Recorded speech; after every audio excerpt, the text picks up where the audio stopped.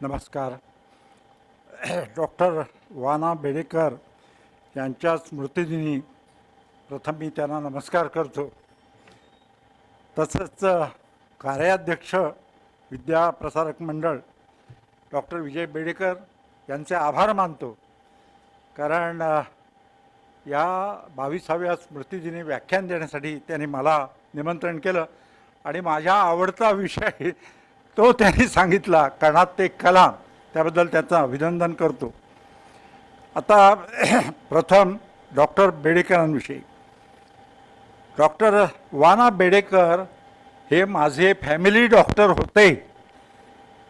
विचार करा, 52 वर्षापूर्वी जेव्हा मी ठाण्यात राहायला आलो तेव्हा गोखले रोडवरती अंडरग्राऊंड दवाखाना होता त्यांचा, आणि त्या काळी व्हिजिटला डॉक्टर घरी यायचे.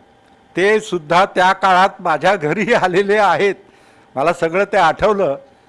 ग्रेट. आणि त्यांच्या स्मृतिदिनानिमित्त आज मला व्याख्यान देताना माझे डोळेसुद्धा पाणावलेले आहेत, कारण ते वेगळेच डॉक्टर होते.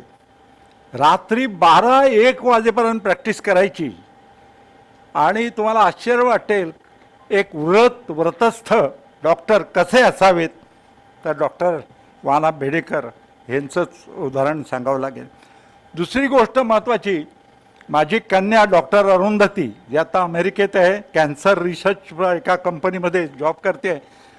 तर तिचा जन्म बेडेकर हॉस्पिटलमध्ये झालेला आहे. हे विशेष. आणि मी जात असे त्यावेळी मला आठवतं, जे घरी खायचे म्हणजे हॉस्पिटलमध्ये पेशंटला जे अन्न द्यायचे, जेवण द्यायचे, तेच घरी असायचं, बरोबर. आणि आजी एक होत्या, त्या येऊन विचारायच्या. हे मी ऐकलेलं ना माझ्या कानाने. आज किती जणी आहेत ग, किती जणींचं जेवण करायचं आहे, त्या आजी विचारायच्यावरून हे मला अजून आठवतं. आणि बेडेकरांच्या हॉस्पिटलमध्ये जन्म झालेली कन्या आज अमेरिकेमध्ये डॉक्टर म्हणून काम करते आहे. तिथे कॅन्सर रिसर्च औषधं त्याबद्दल आहे विशेष. दुसरी गोष्ट महत्त्वाची, ती ह्याच कॉलेजमध्ये होती. 12वीला 95% मार्क मिळाले आणि मेडिकलला ॲडमिशन मिळाली. ते एक विशेष मला सांगायचं आहे. दुसरी गोष्ट महत्त्वाची म्हणजे डॉक्टर ठाणे शहरामध्ये बरेच असतात, पण शिक्षणविषयी आवड असणारे, हे शिक्षण क्षेत्राची आवड असून सामाजिक कार्य करणारे डॉक्टर वाना बेडेकर हे ठाण्यामधले पहिले डॉक्टर की ज्यांनी शिक्षण संस्था काढली. आणि तुम्ही पाहताय साधं रोपट्याचं आता वटवृक्ष झालेला आहे. खरोखर तो काळ वेगळा होता. नंतर काही लोकांनी शिक्षण संस्था काढण्याचा प्रयत्न केला, पण ही शिक्षण संस्था ठाण्याचं भूषण ठरली. हे विशेष. चौथी गोष्ट मला मुद्दाम सांगायची आहे, माफ करा मी स्पष्ट बोलतो मॅडम. डॉक्टरनी हॉस्पिटल हे घरासारखं मानलं, पण घराचं हॉस्पिटल होऊ दिलं नाही. कसं, ज्या सुना आणल्या ना गृहलक्ष्मी, त्या नॉन मेडिकल प्रोफेशनच्या आणल्यात, त्यातल्या आणल्या. असं घडत नाही. दोघेही पती पत्नी डॉक्टर म्हटल्यानंतर घरामध्ये हॉस्पिटल चर्चा तीच चालते. तसं यांच्या घरात नाही. हे कौतुकास्पद आहे. आणि विजयरावांनी सुद्धा तीच पद्धत पुढे सुरू ठेवलेली आहे. हे एक आणखी एक कौतुकास्पद आहे. ज्या सुना गृहलक्ष्मी घरात येतात, त्या सांस्कृतिक क्षेत्रामध्ये वेगवेगळ्या उच्च स्तरावरती काम करत असतात. मेडिकल प्रोफेशनचा संवाद घरात चालत नाही. हे विशेष. आणि त्याबद्दल माझं अभिनंदन त्यांचं करावंसं वाटतं. नंतर डॉक्टर विजय बेडेकर आणि त्यांचे सुपुत्र डॉक्टर हे नवीन नवीन उपक्रम सुरू करीत असतात. मग मी कोणालाही फोन केला ना तर पहिलं विचारतो, नवीन काय आहे. मला नाविन्याची खूप आवड आहे. ते नवीन काय, त्यांचे उपक्रम बघितलेत तुम्ही तर वेगवेगळे नवीन नवीन उपक्रम काढत असतात, आणि ती गोष्ट मला खूप भावते. तेव्हा कणाद ते कलाम या विषयावरती आता मी बोलणार आहे. पण मी हा विषय का निवडला आणि उद्देश काय ते अगोदर सांगतो. भारताचा इतिहास हा अभिमानास्पद आहे. दुर्दैवानं सध्या सामाजिक परिस्थिती बघितली तर भोंदू बाबा आणि ह्याच्याशिवाय मीडिया काय, सगळीकडे तीच चर्चा आहे. पॉलिटिकलचं तर विचारूच नका. पॉझिटिव्ह काय आहे, तरुणांसमोर आपण काय ठेवतोय, तर इतिहास ठेवायला पाहिजे. आणि हा भारताचा इतिहास महान शास्त्रज्ञ जे झाले, कणाद ऋषींपासून अब्दुल कलामांपर्यंत पुढे त्यांची आठवण, त्यांच्या कार्याची आठवण ही प्रत्येक विद्यार्थ्याने अभ्यासली पाहिजे. आणि तोच माझा उद्देश आहे. म्हणून मी शाळा कॉलेजमध्ये जाऊन सुद्धा याच विषयावरची व्याख्यानं देतो. पॉझिटिव्ह काय तर ते त्यांना सांगत असतो. सध्याच्या वातावरणात याची खूप आवश्यकता आहे. अर्थात मला कल्पना आहे 1-1.5 तासामध्ये सर्व शास्त्रज्ञांची ओळख करून देणं, त्यांचा जीवन परिचय करून देणं हे कठीण आहे. पण प्रयत्न आहे माझा आणि तो तुमच्या साक्षीनं आत्ता तुमच्याशी संवाद साधून करणार आहे. सध्या चांगले दिवस म्हणतात ना, तसे आलेले आहेत. कारण शहापूरला 2 ठाकूर बंधूंनी एक खाजगी तारांगण केलेलं आहे, प्लॅनेटरियम केलेलं आहे शहापूरला. आणि त्याचं उद्घाटन गेल्याच आठवड्यात माझ्या हस्ते झालं. आयुष्यात आनंदाचा तो क्षण होता. कारण ठाण्यात आल्यापासून मी प्रत्येक वेळी म्हणतच आहे, ठाणे नगरीत तारांगण पाहिजे, इथे ऑब्झर्वेटरी पाहिजे, इथे पुढचे आर्यभट्ट, वरामीर, भास्कराचार्य निर्माण व्हायला पाहिजेत. आणि 52 वर्ष प्रयत्न करून सुद्धा इथे ते घडलं नाही. पण शहापूरला ठाकूर बंधूंनी जबरदस्त काम केलेलं आहे. कोट्यावधी रुपये खर्च करून एक आधुनिक तारांगण बांधलेलं आहे. 4 टेलिस्कोप मोठे आहेत. म्हणजे आपण जसा चुलीवरचा विस्तव बघतो तसा सूर्याच्या ज्वाला दिसतात त्या टेलिस्कोपमधून. याची डोळ्यात त्या सूर्यावरच्या ज्वाला पाहताना आपल्याला खूप आश्चर्य वाटतं. गुरुचे चंद्र, अँड्रोमेडा गॅलेक्सी, विश्व आणि ते प्रायव्हेट जे ऑब्झर्वेटरी, वेधशाळा त्यांनी बांधले, खरोखर कौतुकास्पद आहे. ते त्याचं उद्घाटन करताना माझ्या पत्नीच्या डोळ्यात सुद्धा अश्रू आले. कारण आयुष्यातलं स्वप्न ते तिथे त्यांनी साकार केलेलं होतं. मित्रांनो, वैज्ञानिक दृष्टिकोन पाहिजे. वैज्ञानिक दृष्टिकोन म्हणजे विज्ञान विषयकाची डिग्री घ्यायला पाहिजे असं नाही. प्रत्येक गोष्ट करताना कार्यकारणभाव समजून घ्यायला पाहिजे. आज मी महान शास्त्रज्ञांची ओळख करून देणार आहे. ते साधे माणसं, तुमच्या आमच्यासारखेच. म्हणजे पोटापाण्याची चिंता होतीच, त्यांना पण सर्दी, पडचं, खोकलं, ताप हे येतच असणार.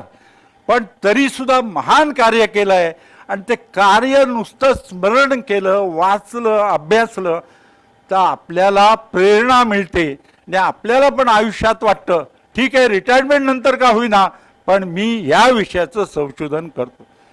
हे म्हणूनच हा विषय मी आज घेतलेला आहे. नवीन पिढी हुशार आहे, ती प्रश्न खूप विचारते. नवीन पिढीचे प्रश्न आजी आजोबांना किंवा आई वडिलांना उत्तर देणं कठीण आहे. मी काही कार्यक्रमात गेलो असताना मुलांनी, लहान मुलं, KGची मुलं बघा, पहिलीतली कदाचित असतील, पहिली दुसरीतली, त्यांनी मला प्रश्न विचारले. बघा कसे मुलं विचार करतात. मला म्हणाले, सोमन सर, मी सण उत्सवाबद्दल बोलत होतो. मला म्हणाले, फुलं घालून जर देव प्रसन्न होत असता तर फुलवाल्यानं फुलं विकली का असती, त्यांनी सगळी देवाला का नाही घातली असती.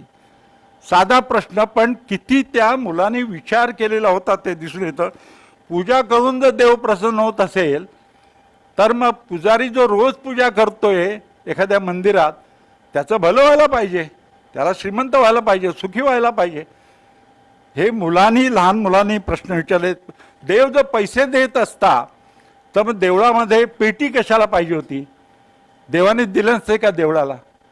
बघा पुढची पिढी कसा विचार करते आणि ह्यांना समर्पक उत्तर द्यावी लागतात. ती अशी दिली की देवाची पूजा करतो म्हणजे देवाचे गुण आपल्या अंगी यायला पाहिजेत, ह्याचा प्रयत्न करणं म्हणजे पूजा. अशा पद्धतीनं नवीन पिढीला सांगायचं. आता गणपती 14 विद्या 64 कलांचा अधिपती. आपण आयुष्यात एक विद्या एक कला शिकलो तरीसुद्धा आपल्या आयुष्याचं कल्याण होतं. उदाहरणं सांगू शकतो आपण त्याला. मित्रांनो, अशा पद्धतीनं उत्तर द्यावं लागतं. देवाकडे काही मागायचं नसतं, देव पाहतो आणि प्रामाणिकपणे मेहनत करणाराला तो देतच असतो. अशा पद्धतीनं त्यांना उत्तरं सांगावी लागतात. बुद्धीचे 3 शक्ती आहेत, एक प्रज्ञा, मेधा आणि प्रतिभा. प्रज्ञा म्हणजे आकलन शक्ती. एखाद्या विषयाचं आकलन शिक्षक इथे असतील, प्राध्यापक मंडळी विद्यार्थ्यांना शिकवताना ह्या 3 शक्ती ज्या बुद्धीच्या आहेत त्या वेगवेगळ्या लेवलच्या असतात प्रत्येक विद्यार्थ्यामध्ये. काही मुलांना आकलनच होत नाही. आज आपण ज्या ऋषीमुनींची, ज्या शास्त्रज्ञांची विषयी पाहणार आहोत त्यांच्या या 3ही शक्ती हे खूप उंच होत्या, आपल्या लक्षात येईल. पहिली गोष्ट म्हणजे प्रज्ञा म्हणजे विषयाचं आकलन, विषय समजून येणं. एक विषय सगळ्यांना समजवला 50 विद्यार्थ्यांना तर सगळ्यांना तो आकलन एका लेवलमध्ये होत नाही, शिकवणारा एकच असतो, तर ते महत्त्वाचं आहे. दुसरी गोष्ट मेधा म्हणजे स्मरणशक्ती, स्मरणशक्ती, धारणाशक्ती. आपण एखादी गोष्ट ऐकल्यानंतर लक्षात किती वेळ राहते आपल्या. आणि मला मुद्दाम सांगायचं आहे, बालपणी पाठ केलेले, आपण जे पाठ केलेले स्तोत्र असो किंवा कुठले पाढे असोत अजूनही लक्षात आहेत बुद्धकाळी. आजकाल पाठांतर होत नाही घरामध्ये. परवाजा शब्द तो होत नाही, तर तो त्या काळात होत होता. ती शक्ती लुप्त होत चाललेली आहे आता. तिसरी म्हणजे प्रतिभा, कल्पकता. आता हे ऋषीमुनी जे आज आपण चर्चा करणार आहोत, पाहणार आहोत, काय प्रतिभावंत. भास्कराचार्य, आर्यभट्ट, वराहमिहिर, कणाद. आयुष्यात खरं सांगतो मी, काय किती अडचणींवर त्यांनी मात केली असेल. त्या काळी आत्तासारखी साधनं नव्हती त्या काळामध्ये. यज्ञ, तप आणि दान हे भारतीय संस्कृतीचे 3 प्रमुख गोष्टी आहेत. यज्ञ म्हणजे मेहनत, जे आपण काम करतो ते मेहनतीने करायचं. दुसरी गोष्ट तप म्हणजे मेहनत, खूप मेहनत करायची, कर्तव्य कर्म म्हणजे यज्ञ, मेहनत म्हणजे तप. आणि दान म्हणजे डोनेशन नव्हे तर इतरांना समाजामध्ये मदत करायची. चला आता हे करूया. आज डॉक्टर बाबासाहेब आंबेडकर यांची जयंती आहे, त्यांना वंदन करतो. आणि आज आर्यभट्टीय ग्रंथाचे लेखक त्यांची सुद्धा जयंती आहे, तर त्यांना वंदन करतो. आणि आजचा विषय सुरू करूया. आता हा विषय शिकताना इतिहास शिकायचा आहे. आपण काळाच्या मागे मागे जाऊया, कणाद ते कलाम. आता सुरुवात करूया आपण. Next slide. 8 अब्ज वर्षांपूर्वी, पुन्हा एकदा सांगतो, 13.8 अब्ज वर्षांपूर्वी या विश्वाची निर्मिती झाली. तो क्षण आपण पाहतो आहोत. आणि त्यावेळी 3 गोष्टी निर्माण झाल्या, त्याला बिग बँग थेअरी म्हणतात. 3 गोष्टी. एक म्हणजे टाईम सुरू झाला, दुसरं मॅटर, वस्तू निर्माण झाल्या, आणि स्पेस, पोकळी निर्माण झाली. टाईम, स्पेस आणि मॅटर अशा 3 गोष्टी निर्माण झाल्या एका बिग बँग स्फोटातून.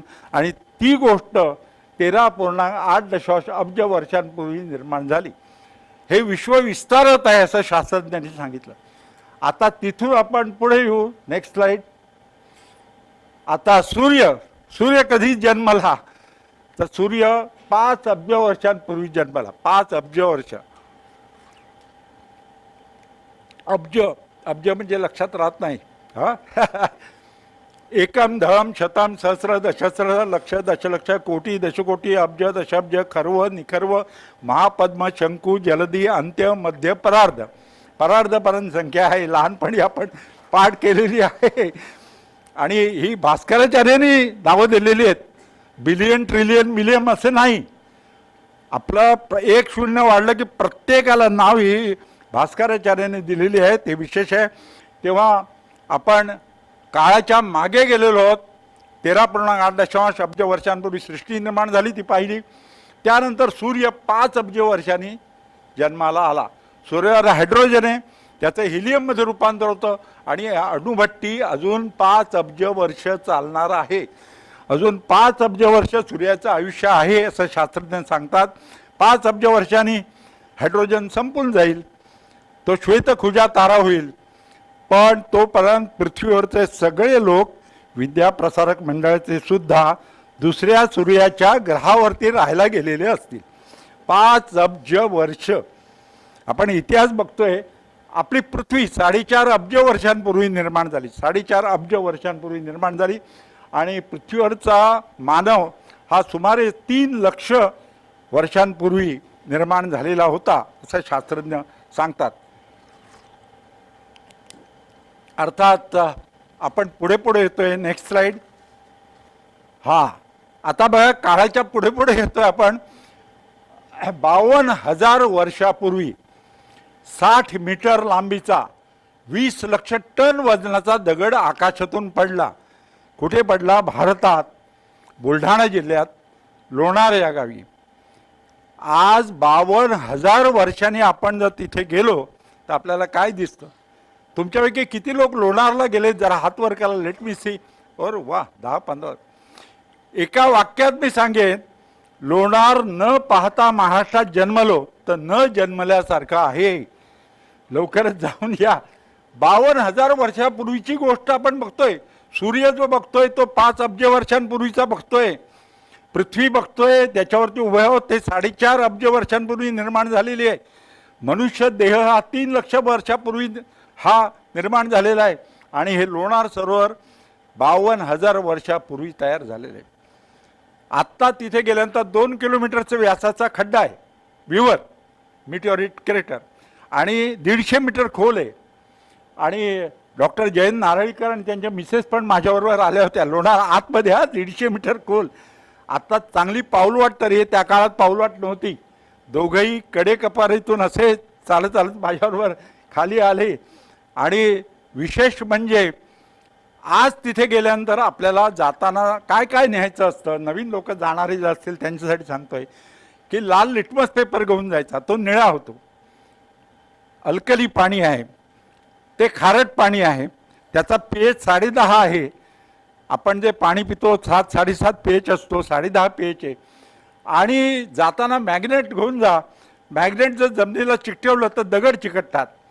वरून जर दगड पडला, त्याचा एक तुकडा बाजूला पडला, आणि लोकांनी त्याला शेंदूरपासून मारुती बनवला. थोरला मारुती म्हणतात, आम्ही त्याला झोपलेला मारुती म्हणतो, कारण आडवी शिळा आहे. होका यंत्र जर मारुतीजवळ नेलं तर काटा मारुतीकडे राहतो, कारण मॅग्नेट आहे त्याच्यामध्ये, मॅग्नेट आहे. आणि ते मंदिर डॉक्टर नारळीकर पण आले होते मंदिरामध्ये त्या माझ्याबरोबर, आणि त्यांनी तो प्रयोग करून होका यंत्र बघितला. मित्रांनो, हे महाराष्ट्रात बुलढाणा जिल्ह्यात लोणार या गावी आहे. हे बघायला पाहिजे. आणि लवकरच मी का म्हणतोय, 2 गोष्टी आहेत. एक म्हणजे आत्ताच न्यूजपेपरला बातमी दिली होती, मी सांगितलं होतं की पाणी वाढतंय अचानक. तिथे हेमाडपंथी मंदिर आहेत आतमध्ये, तर ती मंदिरं पाण्याखाली जायला लागली आहेत. पूर्वी मी आणि प्राध्यापक मोहन आपटे जाऊन औरंगाबादला व्याख्यान दिलं कॉलेजमध्ये, आणि त्या विद्यार्थ्यांना घेऊन आम्ही साफसफाई केली होती. मग तो सरपंच आला त्या लोणारचा. पण आता पाणी वाढतंय, ते मंदिरं पाण्याखाली गेलेली आहेत, त्याचा pH बदलतोय. म्हणजे पूर्वी एकही मासा तिथे नसायचा, आता मासे पण यायला लागलेत. पाण्याचा हे बदललंय संपूर्ण. म्हणजे जे परदेशी लोक येतात बघायला, आणि तिथे तिकीट नव्हतं आत्तापर्यंत. खाली लाकडं तोडून 400-500 मुळ्या गावकरी वर आणत असत. हे मी स्वतः बघितलेलं आहे. आणि तुम्हाला सांगतो, परदेशी लोक येऊन बघत होते. अमेरिकेतलं ॲरिझोना क्रेटर बघितलं मी 5-6 वेळा. $20 तिकीट आहे. आणि तिथे म्युझियम केलं आहे. मिटिओरिट क्रेटर कसं होतं हे सांगितलेलं आहे. सांगतात ते त्या ह्याच्यामधून फिल्म दाखवून. आणि त्याच्यामध्ये जगाचा नकाशा आहे, त्याच्यावरती लोणार आपला आहे की 134 ठिकाणं अशी आहेत की जिथे मिटिओरिट क्रेटर निर्माण झाले. हे वैभव आहे भारताचं. 52,000 वर्षापूर्वी निर्माण झालेलं ऐतिहासिक. मित्रांनो, अवश्य बघा. आणि आता समृद्धी महामार्गावरून जवळ आलं आहे आपल्या इथे, तेव्हा अवश्य जाऊन लोणार मिटिओरिट क्रेटर बघा. आपण आत्ता पाहतोय आणि पुढे पुढे इतिहासात जातोय. Next slide. आता रामायणाचा कालखंड आपण बघतोय, पुढे पुढे येतोय आजच्या दिवसापर्यंत. इसवी सन पूर्व 5114 ते 5648 इसवी सन पूर्व हे रामायण घडलं असं सांगतात. काही लोक नवीन संशोधन करतायत आणि अधिक प्राचीन आहे म्हणून सांगतात. लक्षात घ्या, संशोधन हे चालूच राहणार आहे. आणि तसं हा काल रामायण. पुढे जाऊया, नेक्स्ट स्लाइड. आता महाभारत, त्याच्यानंतर इसवी सन पूर्व 3100 ते 3000, म्हणजे त्याच्या अगोदर लोणार सरोवर आहे, त्याच्या अगोदर आपल्या पृथ्वीचा जन्म आहे, त्याच्या अगोदर सूर्याचा जन्म आहे, असा इतिहास आपल्या लगेच लक्षात येतो अशा पद्धतीने समजावून दिलं तर. आता महाभारत कालखंड झाला. Next slide. आता ऋग्वेद काळ, मला मुद्दाम सांगायचं आहे, ऋग्वेद काळामध्ये इसवी सन पूर्व 1500, आता मग पंचांग करता असल्यामुळं त्या विषयाबद्दल सांगतो. त्या काळामध्ये इसवी सन पूर्व 1500 ऋग्वेद संहिता लिहिल्या गेल्या. त्या काळामध्ये उत्तरायण आणि दक्षिणायनं हे भारतीयांना माहीत होतं. उत्तरायण दक्षिणायनं चांद्र सौर पद्धतीचा मेळ घातलेला जो पंचांगात आता आहे तो त्या काळात होता. काय आहे बघा, त्या काळात ऋग्वेद काळामध्ये ऋषीमुनींनी विचार केला, सर्वात महत्त्वाचं काय तर आरोग्य. कसलं आरोग्य? शरीराचं आणि मनाचं आरोग्य. आता शरीराचं आरोग्य कशावर अवलंबून असतं? आहारावर अवलंबून असतं. आहार कसा घेतला म्हणजे शरीराचं आरोग्य चांगलं राहतं, डॉक्टर सांगू शकतील. ऋतूप्रमाणे आहार घेतला की शरीराचं चांगलं आरोग्य राहतं. ऋतू बदल झाला की बघा डॉक्टरांकडे गर्दी असते, कारण आपण ऋतूप्रमाणे आहारात बदल करत नाही. म्हणून तर ऋतू हे सूर्यावर अवलंबून आहेत आणि सण हे चंद्रावर अवलंबून आहेत. तर ऋतूप्रमाणे आहार घ्यावा यासाठी चांद्र आणि सौर पद्धतीचा मेळ आपल्या पंचांगात घातलेला जो दिसतो तो त्या काळामध्ये ऋग्वेद काळामध्ये होता. आणि त्या काळामध्ये अधिक मास त्यामुळे येत होता. त्याचा नियम सोपा आहे, तुम्हाला सांगतो. मीन राशीत सूर्य असताना ज्या चांद्र महिन्याचा प्रारंभ होईल त्याला चैत्र म्हणायचं. मेष राशीत सूर्य असताना ज्या चांद्र महिन्याचा प्रारंभ होईल त्याला वैशाख म्हणायचं. कधी कधी एका राशीत सूर्य असताना 2 चांद्र महिन्याचा प्रारंभ होतो. तो पहिला तो अधिक महिना, दुसरा तो निज महिना. येत्याच ह्याच पंचांगामध्ये ज्येष्ठ अधिक महिना आहे. जावई कोण इथे असतील त्यांनी सासूबाईंना सांगायला हरकत नाही, जावयाला 33 नरसे देतात. पण सुरुवात कधी झाली? ऋग्वेद काळी इसवी सन पूर्व 1500 म्हणजे 3500 वर्षापूर्वी भारताला हे माहिती होतं. याला इंग्रजीमध्ये इंटर कॅलरी म्हणतात. फक्त चांद्र महिन्यांना आत्ता जशी चैत्र वैशाख नाव आहेत तशी त्या काळात नव्हती. त्यावेळी मधु माधव शुक शुची नभ नभस्य ईश ऊर्जा सहस सहस्य तपस तपस्य अशी नावं होती. चैत्र महिना असे नावं नव्हती. एवढाच फरक आहे. बाकी नक्षत्रांचं ज्ञान होतं. 3500 वर्षांपूर्वी नक्षत्रांचं ज्ञान होतं. वसंत संपात बिंदू हा त्यावेळी कृत्तिका नक्षत्रात होता. इंग्रजीमध्ये प्लीड्स कॉन्स्टलेशनमध्ये होता. आता तो उत्तरा भाद्रपदात नक्षत्रात आहे. तेव्हा हा कालखंड जो ऋग्वेद कालाचा हा महत्त्वाचा आहे. Next slide. त्याच्यानंतर वेदांग ज्योतिष कालखंड. आता वेदांग ज्योतिष हा ग्रंथ, त्याच्या अगोदर मी तुम्हाला सांगतो, पंचांग आम्ही जे तयार करतो ते ज्या ग्रंथावरून तयार करतो गणित त्याला कर्ण ग्रंथ म्हणतात. कर्ण ग्रंथ असं म्हणतात. तर पहिला कर्ण ग्रंथ कोणता तर वेदांग ज्योतिष.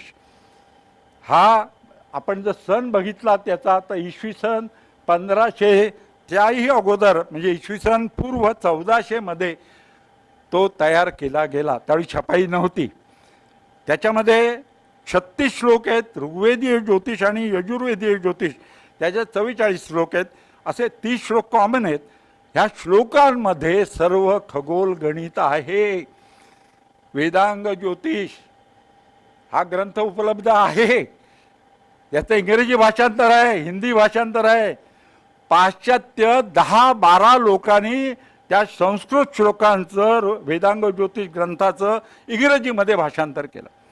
लोकमान्य बाळ गंगाधर टिळक यांनी सुद्धा या संस्कृत श्लोकांचं इंग्रजीमध्ये भाषांतर केलं.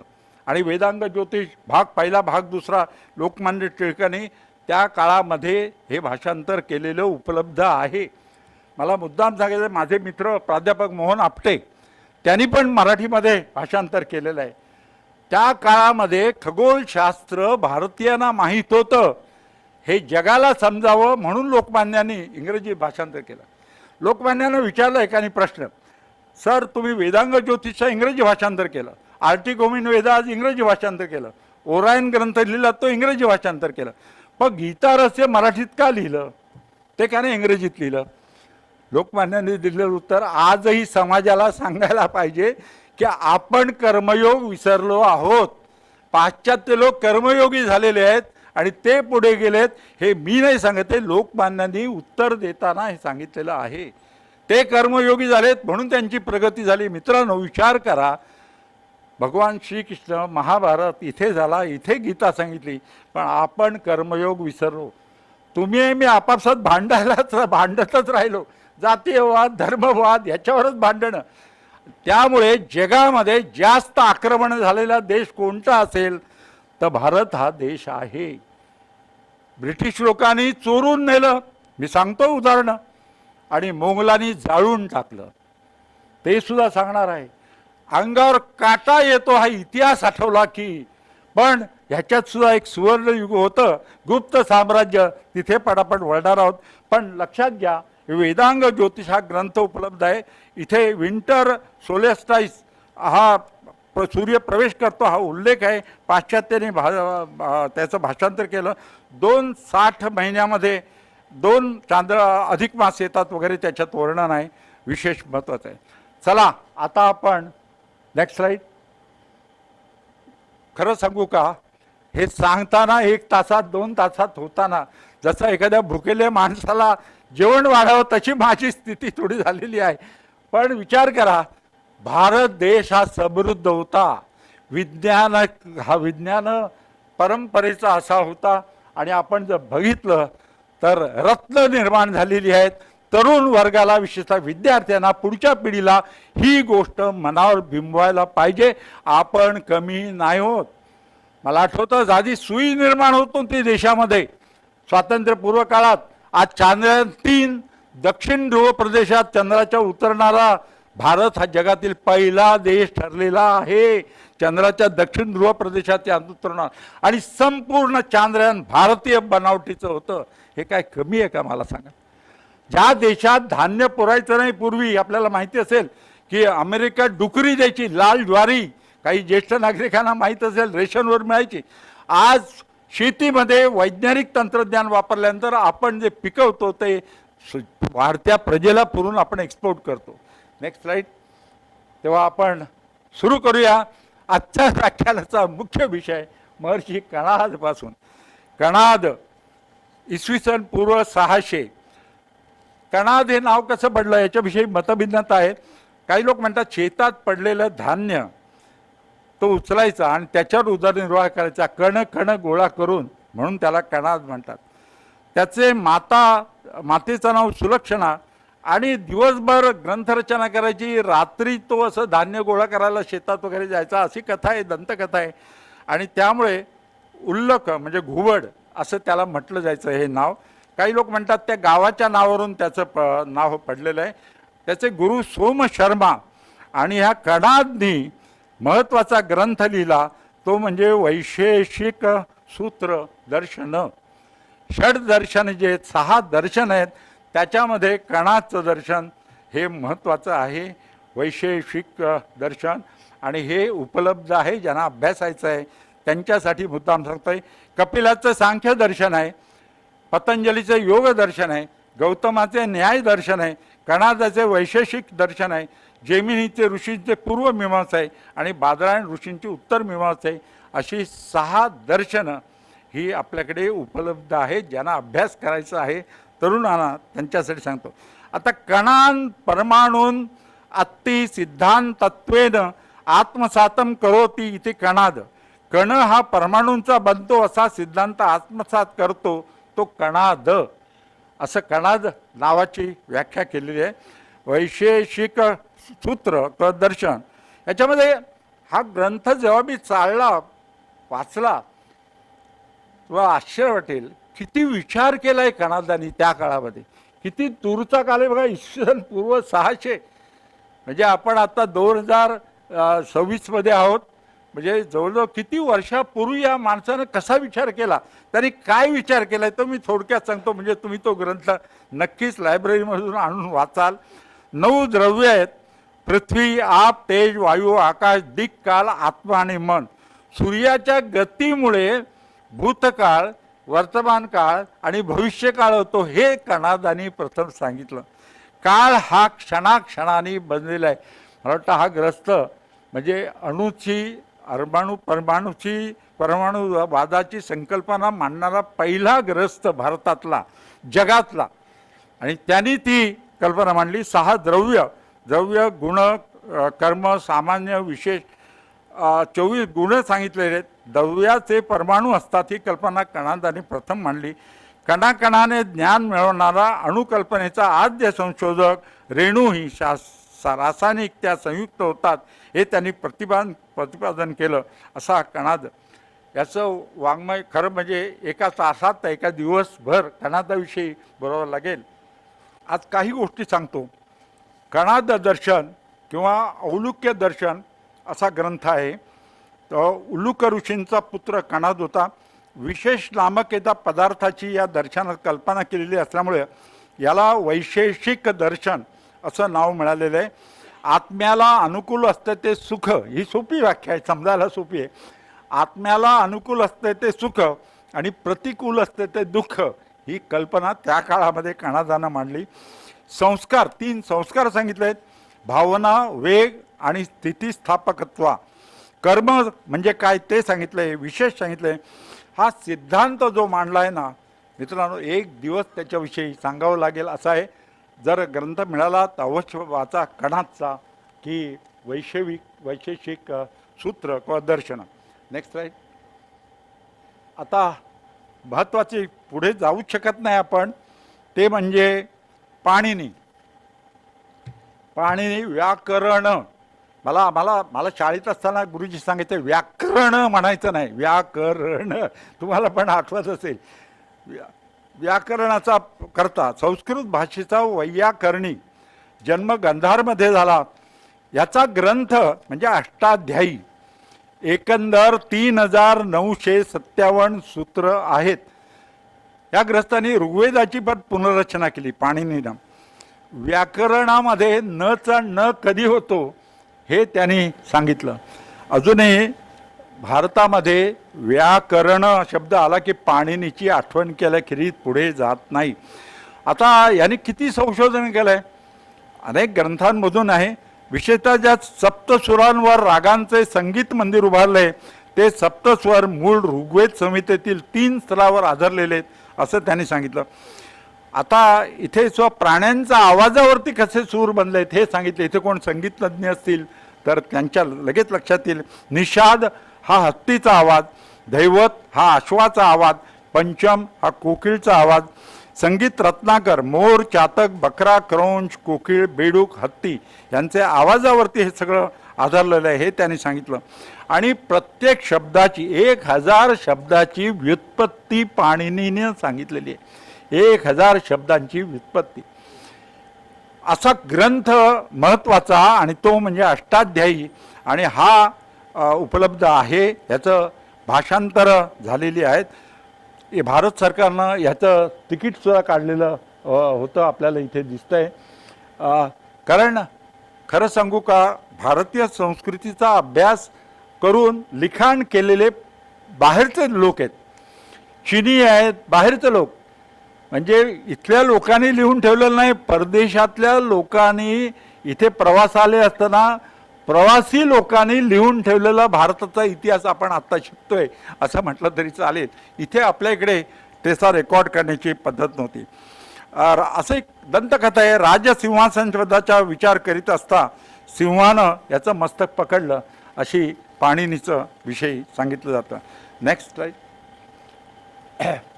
पुढचा सुश्रुत अर्थात याचे गुरु म्हणजे दिवोदास धन्वंतरी हे गुरु होते. त्यांचे इसवी सन पूर्व 600चा काळ आहे. पुन्हा एकदा सांगतो किती जुना काळ आहे. सुश्रुत हा विश्वामित्राचा पुत्र आणि सुश्रुत हा शस्त्रवैद्य सर्जन होता, शल्य चिकित्सक होता. विशेषतः स्किन त्वचारोपण हे तो त्या काळात प्लास्टिक सर्जरी आधुनिक काळ सांगायची तर त्या काळामध्ये तो केली जात असे. हत्यारं बघा, हे किती हत्यार आहेत, 125 हत्याराची त्या काळची. विचार करा, एक हे आत्ताचं नाही आहे. ज्यावेळी काही जगात उपलब्ध होतं मेडिकल सायन्समध्ये 125 हत्यारं आहेत त्या काळातली. 300 पद्धती शस्त्रक्रियेचा या पुस्तकामध्ये. मला आश्चर्य वाटतं. मी अमेरिकेला एका डॉक्टरला ही पुस्तकं नवीन प्रेझेंट दिली होती. मला आज आठवतं की बघा भारतामध्ये कसे सुश्रुत आणि चरक हे कसे होऊन गेले, ही ग्रंथ यांचे हे त्या अमेरिकन डॉक्टरला प्रेझेंट केले होते. हाड बांधायचं कसं बांबूच्या पट्ट्याने हे त्यांनी शोधून काढलं. जखमेत लोखंड गेलं असेल तर मॅग्नेटचा लोहचुंबकाचा वापर कसा करायचा ते त्यांनी सांगितलं. ऑपरेशन कसली करत असत सुश्रुत, तर मुतखडा मोतीबिंदूचं डोळ्याचं ऑपरेशन केलं जात असे. आणि लढाईमध्ये नाक तुटलं जायचं, तरवारीचा वार लागून ते नाक सांधण्याची शस्त्रक्रिया सुद्धा सुश्रुतानं केलेली आहे. मोडलेली हालं जोडणं, आणखी एक त्यांनी संशोधन केलं. बकरीचं दूध पाजून क्षयरोग्याला सुद्धा रोगमुक्त केलेलं आहे. सुश्रुत संहितेचे अरबी भाषेत भाषांतर त्या काळामध्ये झालेलं आहे. आता तर तो ग्रंथ उपलब्ध आहे. मेडिकल सायन्स शिकणाऱ्यांना पहिल्यांदा हा आपल्या 2 भारतीयांचे ग्रंथ जर वाचले ना तर त्या काळात कसं होतं काही न करता ही साधनं बघितली शस्त्रक्रियेची तरी आश्चर्य वाटतं. त्या काळामध्ये कशी निर्जंतुक करत असतील त्या काळामध्ये आणि कशा त्याचा वापर केला जात असेल हे आश्चर्य वाटल्याखेरीज राहत नाही. बरेच परदेशी लोक येऊन ह्या संहिता ग्रंथ घेऊन जातात आणि त्याचा अभ्यास करतात आणि आपण भारतात राहून यांचं ज्ञान यांच्याविषयी माहिती करून घेत नाही, ह्याचं दुर्दैव म्हणायला पाहिजे. दुसरा नेक्स्ट स्लाइड. चरक. आता चरकाविषयी सांगणे इसवी सन पूर्व 300 हा काल मुद्दाम मी हे 2 घेतले कारण डॉक्टरांच्या स्मृती दिनानिमित्त बोलतोय म्हणून. सामाजिक आरोग्यासाठी झटणारा हा वैद्य म्हणजे चरक. चरक हा पचन संस्था, प्रतिकारशक्ती हे विचार प्रस्तुत करणारा पहिला वैद्य होता. पचनशक्ती आणि प्रतिकारशक्ती हे महत्त्वाचं. कुषाण राजाचे राजवैद्य म्हणून कार्य करीत होते. ग्रंथ चरक संहिता आजही उपलब्ध आहे. हे ग्रंथ म्हणजे त्या काळचं मेडिकल शिक्षणाची ग्रंथ असणार. त्यावेळी छपाई नव्हती, हस्तलिखित पुस्तकं असायची. कफ पित्त वात यांचं संतुलन बिघडलं की माणूस आजारी पडतो हे चरकाने प्रथम सांगितलं.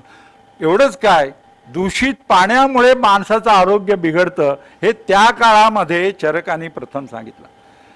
आता विचार करा, आज आपण पूर्वीच्या काळात रेल्वे स्टेशनवर उतरलो की असा नळाला हात लावून पाणी पित असत लोक उन्हाळ्यामध्ये आणि आज प्रत्येक जण गरीब माणूस असला तरी बाटलीतलं पाणी पितो, मग ते कसलंही असो.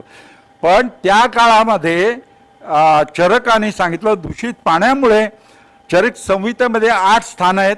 एक औषध विज्ञान, आहार विज्ञान, पथ्यापथ्य, विशिष्ट रोग, वैद्य, वैदू, शरीर आणि मानस चिकित्सा अशी आहेत.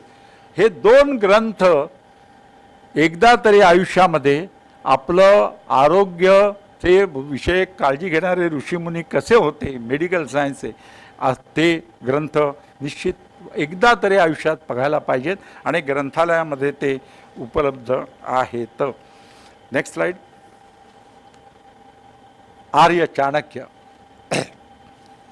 आर्य चाणक्य याचा विशेष मला मुद्दाम सांगायचं अगोदर नवीन ज्यांनी माहीत नसेल त्यांनी याचा ग्रंथ जो अर्थशास्त्र ग्रंथ तुमच्यापैकी किती लोकांनी बघितलाय वाचलाय अर्थशास्त्र चाणक्याचं कौटिल्याचं? माय गॉड, अरे अवश्य बघा. 1905 साली बघा चाणक्य कधी होऊन गेले इसवी सन पूर्व 350. पण त्यांनी लिहिलेला अर्थशास्त्र हा ग्रंथ लुप्त होता, मिळाला नाही. आणि त्याचं संशोधन कधी मिळालं हस्तलिखित 1905 साली. 1905 साली म्हणजे अलीकडच्याच काळात तसं बघायला गेलं तर तो ग्रंथ मिळाला अर्थशास्त्र आणि 1909 मध्ये त्याचं प्रसिद्ध सगळ्या भाषेत भाषांतर झालेलं आहे. चाणक्याचं अर्थशास्त्र नीतिशास्त्र हे मराठीमध्ये सुद्धा ग्रंथ उपलब्ध आहेत. आयुष्यात खरं सांगतो ना, श्रीमंत व्हायचं असेल ना, पैसे मिळून श्रीमंत व्हायचं नाही. हे ग्रंथाचं वाचन करणं म्हणजे श्रीमंती आहे हे मी वयाच्या 84व्या वर्षी तुम्हाला सांगतो आहे. खरं म्हणजे तरुणांनी हे ग्रंथ वाचले पाहिजेत. अर्थशास्त्रामध्ये अर्थापेक्षा राजकीय आत्ताचे जे नीतिमत्ता, नीती, राजकीय नीती, कुठली नीती म्हणा त्याला, हे सगळे डावपे चाणक्यानं त्यावेळी सांगितलेले आहेत. हे भारतातलं हे पाश्चात्य लोकांनी याची युद्धतंत्रामध्ये वापर केलेला आहे.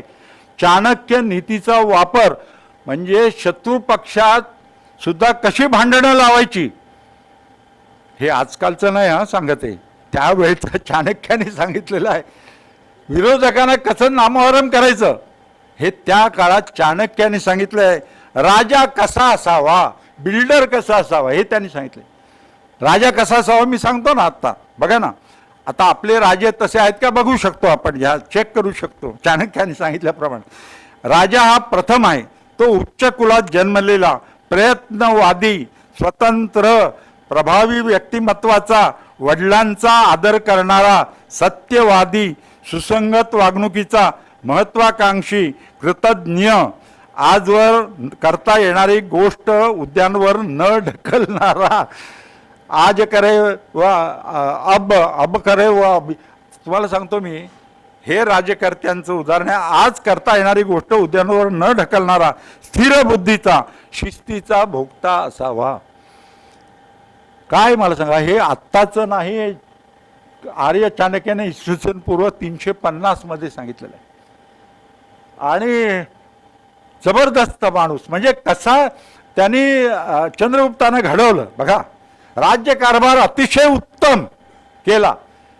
आता एक परदेशी जेव्हा ही वार्ता गेली तेव्हा परदेशी एक पाहुणा आला आणि त्यांनी विचारलं की विचारायला, अरे राज्यकारभार तुमचा एवढा चांगला कसा चालतो हे विचारायचं होतं त्याला.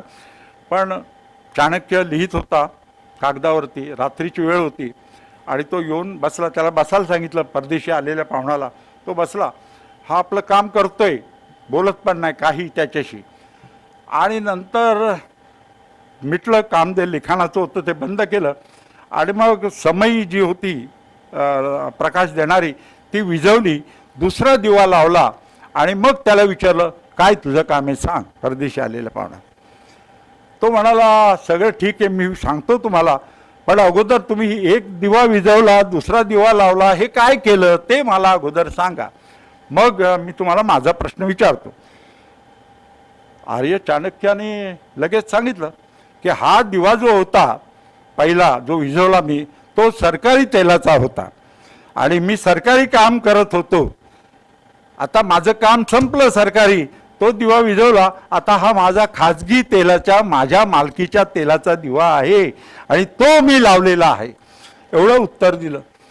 तो परदेशी पाहुणा तुम्हाला सांगतो त्याच्या पाया पडला, माझ्या प्रश्नाचं उत्तर मिळालं.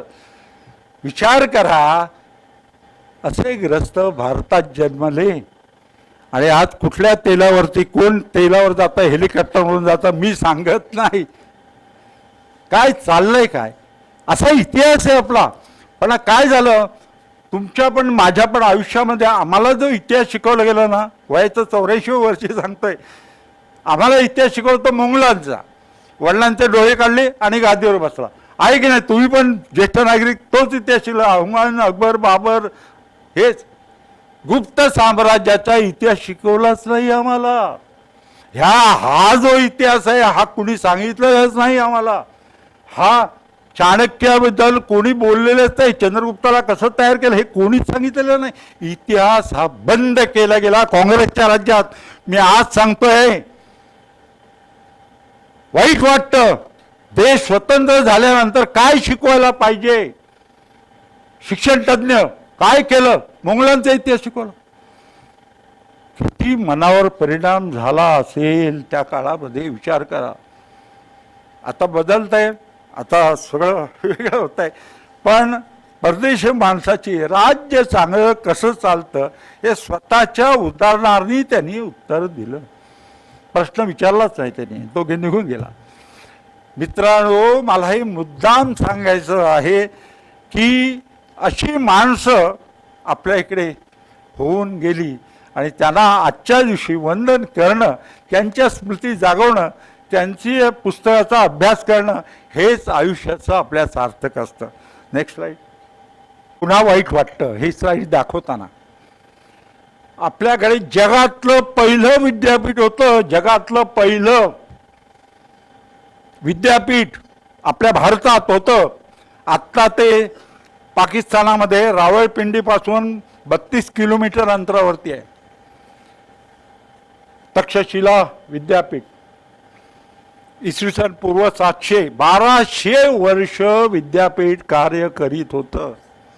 1200, जास्त कल्पना करा किती वर्ष. तक्षशिला रावळपिंडीत, आता पाकिस्तानात आहे, रावळपिंडीपासून 32 किलोमीटर अंतरावरती सिंधू आणि झेलम नद्यांच्या काठी येते. गांधाराची ती राजधानी होती. ते गाव म्हणजे गांधाराची राजधानी होती. आपण कमी नाही होत. ग्रीक बादशाह अलेक्झांडर यांनी भेट दिली होती तक्षशिला विद्यापीठाला. आणि परत जाताना त्याने काय नेलं असेल? सोनं नेलं नाही, इथलं काही वस्तू नेलं नाही, पंडित घेऊन गेला. पंडित म्हणजे एका विद्यापीठाला भेट दिल्यानंतर तिथले प्राध्यापक, आजकालच्या भाषेत सांगायचं तर प्राध्यापक होऊन गेला. का तर आपल्या तिथे सुद्धा असं शिक्षण मिळालं पाहिजे. तक्षशिला शिक्षणाचा प्रारंभासाठी त्या विद्यापीठात येत नसत, तर शिक्षणाच्या समाप्ती करण्यासाठी विद्यार्थी त्या विद्यापीठात येत. आणि असं तक्षशिला विद्यापीठ आर्य चाणक्यानं चंद्रगुप्त मौर्याला इथेच शिक्षण दिलं असं इतिहास सांगतो. 10,000 विद्यार्थी एका वेळी तक्षशिला विद्यापीठात शिक्षण घेत होते. किती काय असेल तिथे. आणि ते नष्ट झालं. प्राध्यापक श्रीनिवास अय्यर यांच्या मते पायथागोरस हा या विद्यापीठाचा विद्यार्थी होता, असं श्रीनिवास अय्यर यांनी संशोधनाने सांगितलं. हा इतिहास आहे. पुणे लोकांनी नंतर ते नष्ट केलं, विद्यापीठ नष्ट केलं जे 1200 वर्ष कार्यरत होतं. दुसरं विद्यापीठ नालंदा.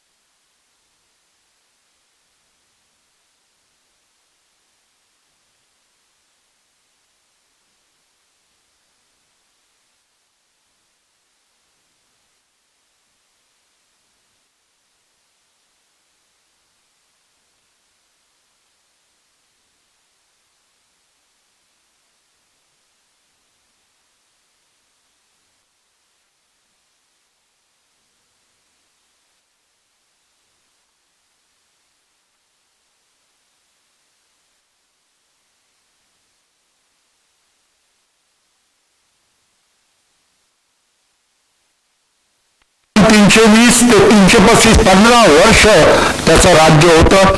समुद्रगुप्त हा दुसरा राजा, इसवी सन 335 ते 380 45 वर्ष. विक्रमादित्य हा 380 ते 413 30 वर्ष. कुमारगुप्त इसवी सन 415 ते 455 40 वर्ष. स्कंदगुप्त 455 ते 480 25 वर्ष. चंद्रगुप्त 2 वर्ष. अशा रीतीनं 320 पासून 482 पर्यंत गुप्त साम्राज्य हे अशा रीतीनं प्रगती करतं. त्या काळात कला, सगळे हे चित्रकला, तंत्रशिल्पकला हे त्या काळात दिलं. हा इतिहास शिकवलाच गेला नव्हता आम्हाला. माझ्या लहानपणी मला आठवतं मोंगलांचा इतिहास शिकवला गेला, पण हा गुप्त साम्राज्याचा इतिहास ज्यावेळी सोन्याचा धूर निघत होता असं म्हटलं जातं, तो इतिहास शिकवला गेला नव्हता. तेव्हा नेक्स्ट स्लाइड. आता थोडंसं पंचांगामध्ये सिद्धांत मगाच मी वेदांग ज्योतिष तुम्हाला सांगितलं होतं, आठवत असेल. वेदांग ज्योतिष हा ग्रंथ इसवी सन पूर्व 1400 मध्ये झाला आणि त्यावेळी वेदांग ज्योतिष श्लोकांमध्ये 55 श्लोकांमध्ये होतं खगोलशास्त्र. कारण खगोलशास्त्र, पुन्हा एकदा एक वाक्य माझं नेहमीचं बोलायचं राहिलं, पंचांग म्हणजे फलज्योतिष नव्हे, पंचांग म्हणजे खगोल गणित. मी गेले 54 वर्ष पंचांग करतोय, म्हणजे भविष्य सांगत नाहीये, तर 54 वर्ष खगोल गणित करतोय. तसं कर्णग्रंथ हा सूर्य सिद्धांत नावाचा कर्णग्रंथ लाट नावाच्या ग्रस्थांनी तयार केला, ज्याच्यावरून पंचांग केलं जायचं. हा ग्रंथ आजही उपलब्ध आहे. वेदांग ज्योतिष पण उपलब्ध आहे. इसवी सन 475 मध्ये हा ग्रंथ लिहिला. या ग्रंथाचा फोटो मुद्दाम तुम्हाला दाखवण्यासाठी, कारण ग्रंथ जीर्ण झालेला आहे, नुसती घडी पडली तर तुकडा पडतो असे ग्रंथ आहेत. परंतु त्याच्यामध्ये 14 प्रकरणं आहेत. त्याच्यामध्ये सूर्यग्रहणाचं गणित आहे, त्याच्यामध्ये चंद्रग्रहणाचं गणित आहे. 500 श्लोकांमध्ये, संस्कृत श्लोकांमध्ये गणित आहे. मी तुम्हाला मागास सांगत होतो, मेधाशक्ती म्हणजे स्मरणशक्ती, हे ग्रंथ पाठ असायचे. हे ग्रंथ पाठ असायचे, मुखोद्गत असायचे आणि त्याच्यावरून गणित करायचे आणि ते पंचांग त्याच्यावरून केलं जायचं. ग्रहगती, चंद्र सूर्यग्रहण 1000 वर्ष सूर्य सिद्धांत ग्रंथावरून केलेलं गणिताचं पंचांग लोक वापरत होते 1000 वर्ष. पण इथेच चूक झाली, कारण या ग्रंथातलं गणित आहे ना, हे गणित बदलतं आणि आकाशात वेगळी स्थिती येते. हे कोणाच्याच लक्षात आलं नाही 1000 वर्ष. ही स्थिती आपण कबूल करायला पाहिजे. कसं काही ज्योतिष वर्तवित असतील माहीत नाही, पण चुकीच्या ग्रंथावरून केलेलं, कारण हा कालबाह्य झालेला होता सूर्य सिद्धांत ग्रंथ. आजही काही पंचांग करते सूर्य सिद्धांत ग्रंथावरून केलेलं पंचांग म्हणून जाहिरात करतात, कालबाह्य झालं आहे. आता दृग गणित आहे. जसं आकाशात आहे तसं पंचांगात पाहिजे, जसं पंचांगात आहे तसं आकाशात दिसलं पाहिजे, असं दृग गणिताचं पंचांग आता आहे. तो सिद्धांत ज्योतिषाला अर्थात जुने ग्रंथ कालबाह्य झाले तरी ते कमी महत्त्वाचे नाहीत. त्या काळात ते गणित योग्य होतं. नंतर बदल कसा होतो मी तुम्हाला 2 उदाहरणांनी सांगतो. पृथ्वीचा वेग हा मंदावतोय. 23 तास 56 मिनिटं 4 सेकंद एवढा पृथ्वीचा एक स्वतःभोवती एक प्रदक्षिणा पूर्ण करते, आपल्याला माहिती आहे. पण या टायडल फोर्सेसमुळे, समुद्राला येणारे भरती ओहोटीमुळे पृथ्वीचा वेग मंदावतोय. म्हणून बघा, कधीकधी 30 जूनला किंवा 31 डिसेंबरला ॲटॉमिक क्लॉक थांबवतात 1 सेकंद आणि पृथ्वीला येऊ देतात आणि नवीन वर्षाचा प्रारंभ 1 सेकंद उशिरा होतो. आम्ही प्रेसला लगेच पाठवतो, यावर्षी नवीन वर्षाचा सुरुवात 1 सेकंद उशिरा होणार, हे टायटल देऊन. का? तर atomic clock is so accurate. पण पृथ्वी तेवढी ॲक्युरेट नाही. 4.5 अब्ज वर्षांपूर्वी पृथ्वीचा जन्म झाला, आपण बघितला, तर ती स्लो फिरते. आणखी चंद्र जो आहे तो पृथ्वीपासून 3,84,000 किलोमीटर अंतरावरती आहे. तो दरवर्षी 3.8 सेंटीमीटरनी दूर जातो आहे. आधुनिक विज्ञान सांगतं 3.8 सेंटीमीटरनी चंद्र दूर जातोय. तो पुन्हा जवळ येणार नाही. पण घाबरू नका, हजारो वर्ष लागतील तो दूर जायला. काही वर्षांनी, सोपं सांगतो, खगरात सूर्यग्रहण दिसणार नाही.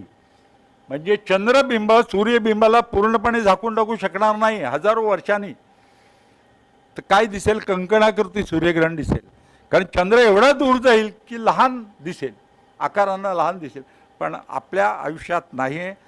अनेक वर्ष, हजारो वर्षांनी, लाखो वर्षांनी ती गोष्ट होणार आहे.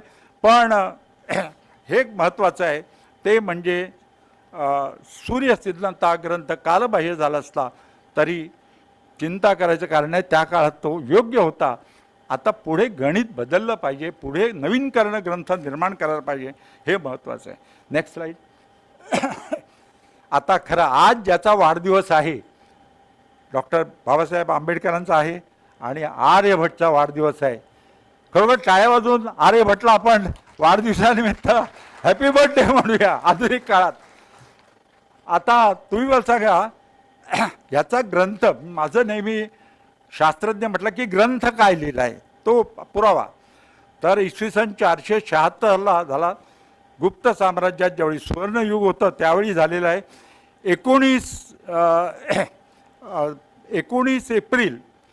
14 एप्रिल 1975ला भारताचा पहिला कृत्रिम उपग्रह स्पुटनिक, जो पहिला कृत्रिम उपग्रह जो भारतानं पाठवला तो त्याला आर्यभट्ट असं नाव दिलं. आर्यभट्ट, डबल आहे लक्षात घ्या, आर्यभट्ट हे नाव दिलं. आणि ह्या आर्यभट्टाने वयाच्या 23व्या वर्षी आर्यभट्टी हा ग्रंथ लिहिला आणि आर्य सिद्धांत हा ग्रंथ लिहिला. बिहार पाटणा येथे कुसुमापूर नावाचं गाव आहे तिथे. आर्यभट्टाने काय सांगितलं ते सांगतो म्हणजे तुमच्या लक्षात येईल किती महत्त्वाचं संशोधन. ज्यावेळी पाश्चात्य लोकांना माहीत नव्हतं त्यावेळी आर्यभट्टाने कसं सांगितलं माहीत नाही, पण त्यांनी उपमा देऊन सांगितलं. नदीतून होडी जाताना किनाऱ्यावरची झाडं जशी मागे मागे येताना दिसतात तशी पृथ्वी स्वतःभोवती फिरते, म्हणून व आकाशातले ग्रह तारे फिरताना दिसतात. आज जे नंतर विज्ञानामध्ये आलं ते आर्यभट्टानं त्या काळामध्ये सांगितलं. वयाच्या 23व्या वर्षी पृथ्वी स्वतःभोवती फिरते, हे नदीतून बोट जाताना दृश्य असते त्याच्यावरून सांगितलं. जबरदस्त. पृथ्वी गोल आहे हे त्यांनी प्रथम जगाला सांगितलं. पाय आपल्याला माहिती आहे 22 सप्तम, त्याची किंमत 3.1416 ही त्यांनी काढली आर्यभट्टाने त्या काळामध्ये. नक्षत्र दिन 23:56:04 आहे हे त्यांनी प्रथम सांगितलं, हे महत्त्वाचं आहे. गोल यंत्र त्यांनी केलं. नेचरमध्ये लेख आला होता 20 डिसेंबर 2001मध्ये. जगानं ह्याची ओळख करून घेतली आणि नेचर नावाचं जे मॅगझिन आहे त्याच्यामध्ये आर्यभट्टाविषयी लेख आले होता. माझ्याकडे तो आहे. खरं सांगतो मी, जगाने किंमत केलेली, जग अभ्यास करते आणि आपल्याला हे माहीत नाही असं असता कामा नये म्हणून साईन टेबल ते त्यांनी बनवलं. मक्खी, खी वगैरे अंकाला अक्षराची नावं दिली ती. त्याला अक्षरांक परिभाषा. राहू केतू हे राक्षस नाहीत. चंद्रग्रहणात पृथ्वीची छाया चंद्रावर पडते. त्यानंतर सूर्यग्रहणात सूर्याच्या आड चंद्र येतो हे आर्यभट्टाने सांगितलं. पण आजही आपण ग्रहण म्हटलं की घरात बसतो, भाजी शिरली तर, विकृत मुलं जन्माला तर वगैरे चुकीच्या समजुती वापरतो. उलट थायलिडोमाइड नावाचं चुकीचं औषध युरोपमध्ये हजारो स्त्रियांनी घेतलं गरोदरच्या. थायलिडोमाइड डॉक्टरांना माहीत असेल, थायलिडोमाइड हे औषध, आणि हजारो विकृत मुलं जन्माला आली युरोपमध्ये. अमेरिकेत त्या औषधाची एंट्री झालेली नव्हती, भारतात तर आलेलंच नव्हतं. पण अमेरिकन एका बाईनं शोधून काढलं, तिला नोबेल पुरस्कार दिला ह्याबद्दल. याचं कौतुक केलं, तिला पुरस्कार दिला तिला. मला सांगायचं आहे, चुकीच्या औषधामुळे विकृत मुलं जन्माला आली, ग्रहणात भाजी शिरल्या नव्हतं. हे त्या काळामध्ये आर्यभट्टांनी इसवी सन 476मध्ये जन्मलेल्या त्यांनी चंद्र हा स्वयंप्रकाशी नाही, सूर्याचा प्रकाश त्याच्यावर पडतो. सूर्याचे उत्तरायण दक्षिणायन हे त्यांनी सांगितलं. बीजगणित आपण जे शाळेमध्ये शिकलो आहोत ते त्यांनी त्या काळामध्ये सांगितलं. भूमितीतली नवीन प्रमेय त्यांनी तयार केली. असा हा आर्यभट्ट. आज त्याचा वाढदिवस आहे. पृथ्वी गोल आहे हे सांगितलं. पायची किंमत आणि घराण्याचं आज जे विज्ञान सांगते ते त्या काळामध्ये साधनं नसताना आर्यभट्टानं प्रथम सांगितले. Next slide. तारखेप्रमाणे 14 एप्रिल बरोबर विचारलं. Next slide. वराहमिर. आज आपण बघतो जो धूमकेतू शोधून काढतो त्या धूमकेतूला नाव त्या माणसाचं देण्यात येतं. आपल्याला माहिती आहे वेस्टनं शोधून काढला तर वेस्टचा धूमकेतू 1976मध्ये आकाशात दिसला होता. पण त्या काळामध्ये वराहमिरांनी धूमकेतूला ऋषींची नावं दिली होती, हे विशेष आहे. आणि धूमकेतूचं वर्णन ग्रंथामध्ये लिहून ठेवलेलं आहे वराहमिरानं. वराहमिराचे ग्रंथ बृहज्जातक, बृहत्संहिता, योगयंत्र, लघुजातक, पंचसिद्धांतिका, विवाहपटल, प्रश्नमंदोदी, प्रश्नचंद्रिका, दैवज्ञवल्लभ, विहीर कुठे खोदावी, पाण्यात झरा कुठे लागेल, हे वराहमिराने आपल्या ग्रंथामध्ये लिहून ठेवलेलं आहे. मित्रांनो, कसं काय संशोधन त्या काळामध्ये केलं म्हणून मी सांगितलं. यांना सुद्धा भूक लागत होती, यांना सुद्धा आजारी पडत होते, तरी पण हे कार्य केलेलं आहे. असं आपल्याला प्रेरणा यांचा जेव्हा आपण अभ्यास करतो तेव्हा मिळतं. हवामानाचा अंदाज आज वेधशाळा सांगते, कधी बरोबर येतो कधी चुकतो, पण अंदाज वराह मिरानी पुस्तकात लिहून ठेवलेलं आहे की असं असेल तर असं हवामान येईल. ग्रहांवरती नाही, आजूबाजूच्या भौगोलिक परिस्थितीनुसार 60 वर्षांचं चक्र त्यांनी तयार केलं. 60 आपण 61 साजरी करतो की नाही, 61 का करतो? 60 अंकाला काय महत्त्व आहे? आपल्याकडे संवत्सराची नावं सुद्धा 60 आहेत. 60 का? तर गुरु ग्रहाला 12 वर्ष लागतात एक प्रदक्षिणा करायला पूर्ण, आणि शनीला 30 वर्ष लागतात. आपण जर लसावी मसावी काढला तर गुरु आणि शनी जन्माच्या वेळी ज्या राशीमध्ये असतात, ज्या ठिकाणी 60व्या वर्षी पुन्हा आयुष्यात एकदाच त्या ठिकाणी येतात, म्हणून 60 शांत करण्याची प्रथा आपल्यामध्ये आहे. हे कौतुकास्पद आहे. 60 वर्षाचं चक्र हे अशा पद्धतीने ते आलं आहे. वराह मिरानी 60 वर्षाचं चक्र याच्याविषयी संपूर्ण सविस्तर लिहिलेलं आहे.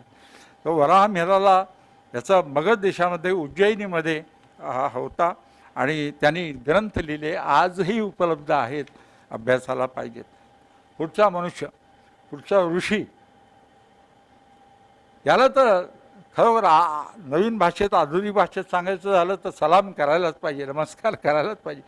शून्य जगाला ज्यांनी दिलं तो ब्रह्मगुप्त.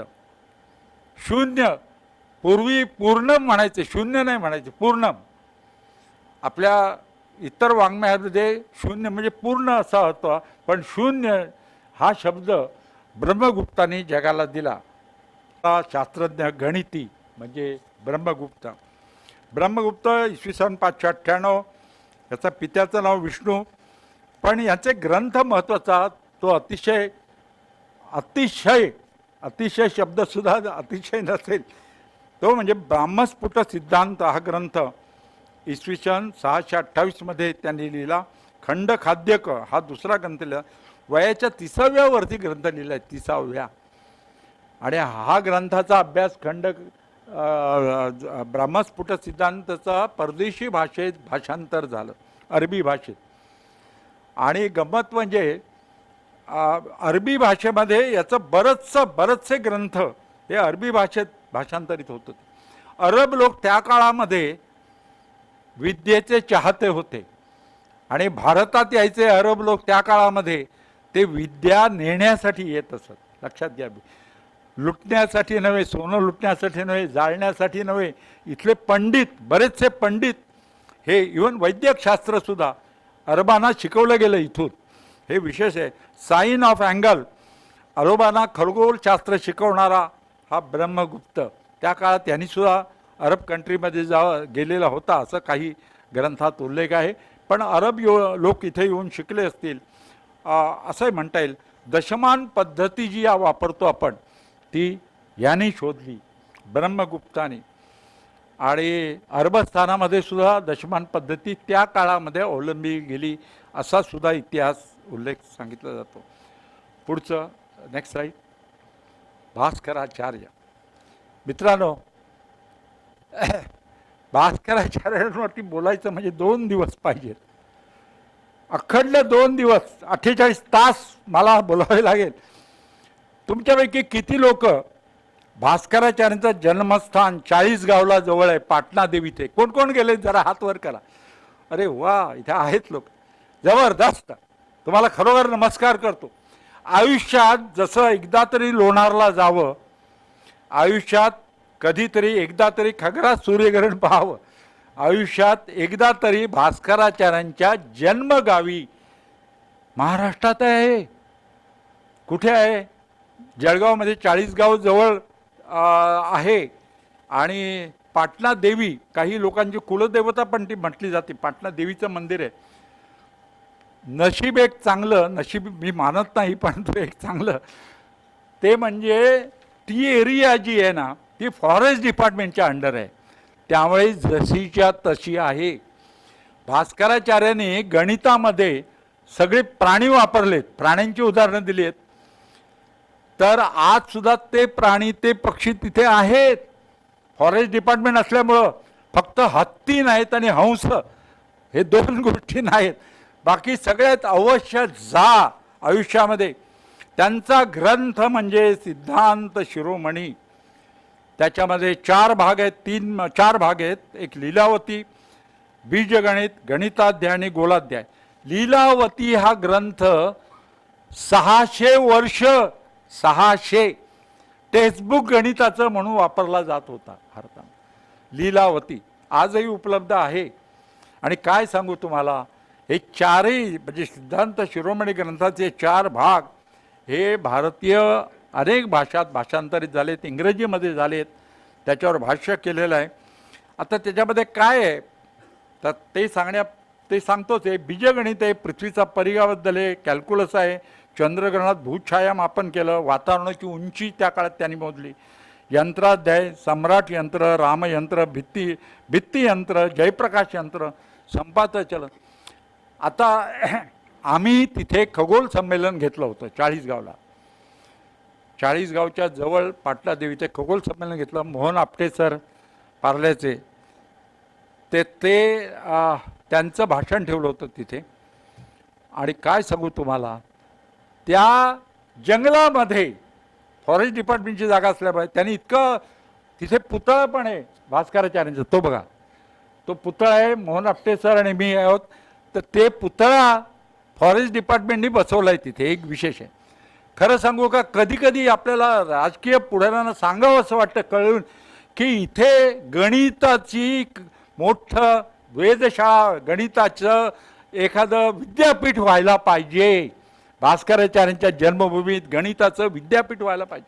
चाळीसगावजवळ अशक्य काही नाही, करायला पाहिजे, इच्छाशक्ती पाहिजे. जसं मी ठाणे जिल्ह्यामध्ये तारांगण शहापूरला खाजगी झालं आहे, सरकारी नाही झालं कुठे अजून. वेधशाळा नाही झाली सरकारी. मित्रांनो, मला सांगायला वाटतं, आतून बोलतोय मी हृदयापासून, की चाळीसगावला गणिताचं विद्यापीठ व्हायला पाहिजे, जिथे जगातले लोक यायला पाहिजे शिकायला गणिताचं. भास्कराचार्यांचं गणित, आधुनिक गणित एआयच्या युगात आपण वापरतोय. काय करतोय आपण, काय पुढच्या पिढीला आपण देणार आहोत. तर तिथे तुम्ही गेलात ना, अवश्य जा. समृद्धी मार्ग आता आहेत, जायला सोपं आहे. आणि गेल्यानंतर एंट्रीला हा पुतळा आहे.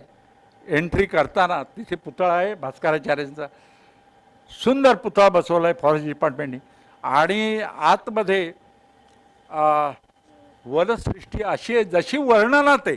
लीलावती ग्रंथात भास्कराचार्यांनी उदाहरणं दिली आहेत. एक मोर पक्षी झाडावरून उडी मारतो, इतक्या वेळात किती झाडापासून किती अंतरावर उडी पडेल असा प्रश्न विचारला. जबरदस्त काम आहे. लीलावती ग्रंथ अवश्य वाचा. आता भास्कराचार्यांनी लिहून ठेवलं ग्रंथ कधी लिहिला बघा. असा लेखक कमी आहेत की ज्यांनी लिहून ठेवलं आहे ग्रंथ कधी लिहिला. त्यांनी लिहिलं आहे, शालिवान शके 1036 मध्ये माझा जन्म झाला आणि वयाच्या 36व्या वर्षी मी सिद्धांत शिरोमणी या ग्रंथाची रचना केली. म्हणजेच इसवी सन 1114 मध्ये भास्कराचार्यांचा जन्म झाला आणि 1150 मध्ये सिद्धांत शिरोमणी हा ग्रंथ लिहिला. मला मुद्दाम सांगायचं आहे, आम्ही त्यावेळी एक 2014 मध्ये असा अंक काढला होता. त्यावेळी भास्कराच्या संपूर्ण भास्कराचार्य ह्याच्यामध्ये हे केलं होतं आणि तिथलं वर्णन लिहिलं होतं. आता वास्तव्य कुठे, सह्य पर्वतांच्या रांगांचा असं त्यांनी लिहून ठेवलं आहे बघा. लेखकाने लिहून ठेवले, माझं वास्तव्य कुठे. सह्य पर्वतांच्या रांगांच्या आश्रय ज्या भूप्रदेशाला लाभला आहे, ज्या ठिकाणी वेदांचे ज्ञान असलेले विद्वान राहतात, जे सर्व विद्यांचे माहेरघर आहे, असे विज्जलवीड या गावी माझा जन्म झाला. विज्जलवीड. आता काही लोकांनी विज्जल शब्द गाळून टाकला आणि वीडचा बीड केला आणि बीडला असावं म्हणून सांगितलं, पण बीडला सह्य पर्वतांच्या रांगा नाहीत. नंतर बीडचे बीड झाले पण सह्याद्री पर्वतांची रांग नाही. बेदर काही लोक म्हणायला लागले, तिथे सुद्धा सह्याद्री पर्वत नाही.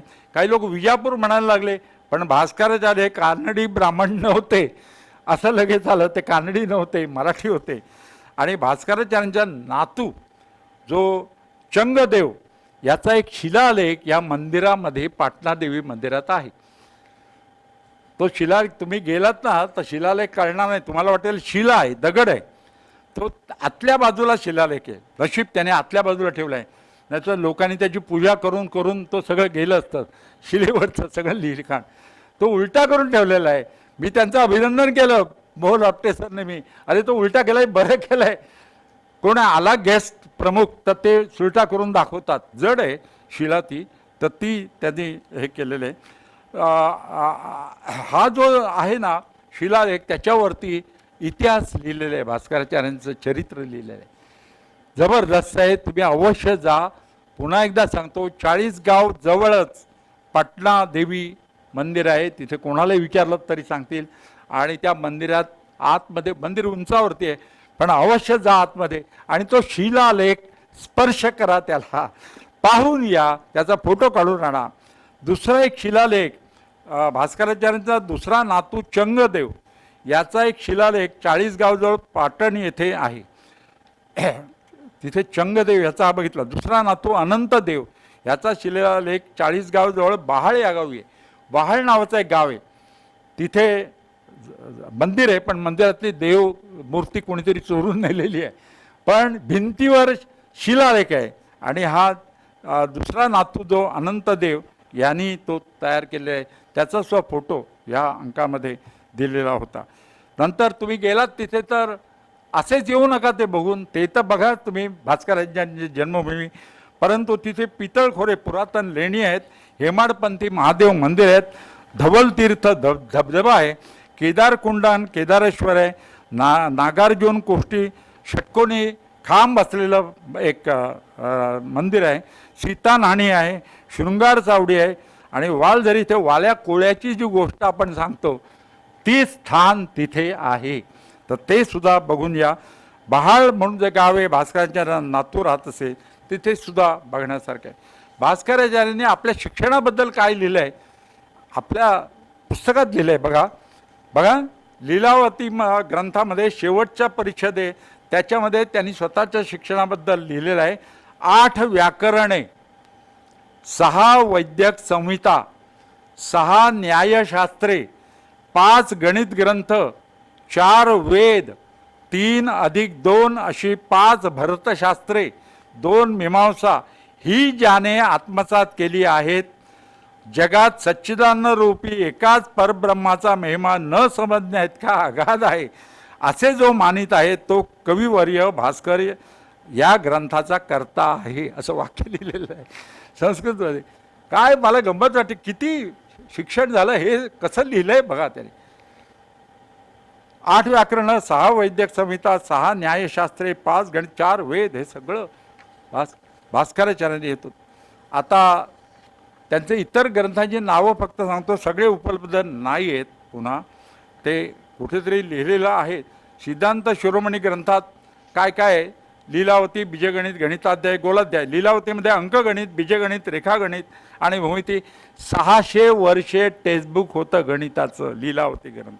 बीजगणित घनर्ण संख्यांची बेरीज, अव्यक्तांची बेरीज, करणी संख्या आणि एक वर्ग समीकरण असं आहे. गणिताध्याय ग्रहगणित, पंचांग तयार करायला लागणारे गणित आहे. गोलाध्याय त्रैलोक्य संख्या वर्णन, यंत्राध्याय आणि त्रिकोणमिती ही आहे. त्यांनी कर्ण कुतूहल हा ग्रंथ लिहिला. वासनाभाष्य, भास्कर व्यवहार, विवाह पटल, सर्वतोभद्र चक्र आणि वसिष्ठ तुल्य हे ग्रंथ उपलब्ध नाही. मित्रांनो, काही ग्रंथ मला ब्रिटिश लायब्ररीमध्ये बघायला मिळाले हस्तलिखित, पण भारतामध्ये ती उपलब्ध नाही आहेत. भास्कराचार्य कल्पक होते, महान कवी होते, ते अनुप्रास प्रेमी होते, अनुप्रास करायचे लिखाणामध्ये. व्याकरणाचे संपूर्ण ज्ञान होतं. दृक् प्रत्यय आकाशाप्रमाणे पंचांग पाहिजे हे त्यांनी प्रथम सांगितलं. भास्कराचार्य विज्ञानवादी होते, राहू केतू हे राक्षस नाहीत ते सांगितलं त्यांनी. भास्कराचार्यांना निसर्गप्रिय होता. गणितातील उदाहरणात कमळे, भुंगे, हत्ती, माकडे, पक्षी, हंस इत्यादी गोष्टी त्यांनी दिलेल्या आहेत. भास्कराचार्यांना पृथ्वीच्या अक्षभ्रमणाची, कक्षाभ्रमणाची माहिती होती. न्यूटनचा गुरुत्वाकर्षणाचा सिद्धांत भास्कराचार्यांनी 8 शतकांपूर्वीच मांडला होता. आपल्याकडे त्यावेळी पारतंत्र्य होतं, त्यामुळे आता ते येऊ दिलं नाही. काँग्रेस सरकारने हे प्रसिद्ध केलं नाही. मला मुद्दाम जगामध्ये प्लुटोचा शोध व्यंकटेश बापूजी केतकरनी लावला होता, फ्रेंच मॅगझिनमध्ये लिहून, पण प्लुटोचा शोध दुसऱ्या माणसाने लावला असं इतिहास लिहिलं गेलं. याचं कारण आपलं सरकारनं या गोष्टी सांगायला पाहिजे होत्या. पृथ्वीच्या पृष्ठभागापासून वातावरण किती आहे याची उंची भास्कराचार्यांनी मोजली. विशेष म्हणजे ह्या सगळ्या गोष्टी परार्धपरांची संख्या सांगितली भास्कराचार्यांनी, ती जी मी तुम्हाला बघाच सांगितली. पृथ्वीचा परीघ कसा मोजायचा ते सांगितलं भास्कराचार्यांनी. भूकेंद्रीय पराशय याबद्दल सांगितलं भास्कराचार्यांनी. यंत्रात नाही लिहिला, वेद कसे घ्यायचे, आणि राजा जयसिंहांनी पुढे 5 ठिकाणी ऑब्झर्वेटरी स्थापन केल्या, जंतर मंतर, ते नंतर सांगतोय तुम्हाला. पृथ्वीच्या उत्तर दक्षिण ध्रुवावर 6 महिने दिवस 6 महिने रात्र असते, हे त्या काळात त्यांनी 40 गावला बसून सांगितलं. हे विशेष आहे.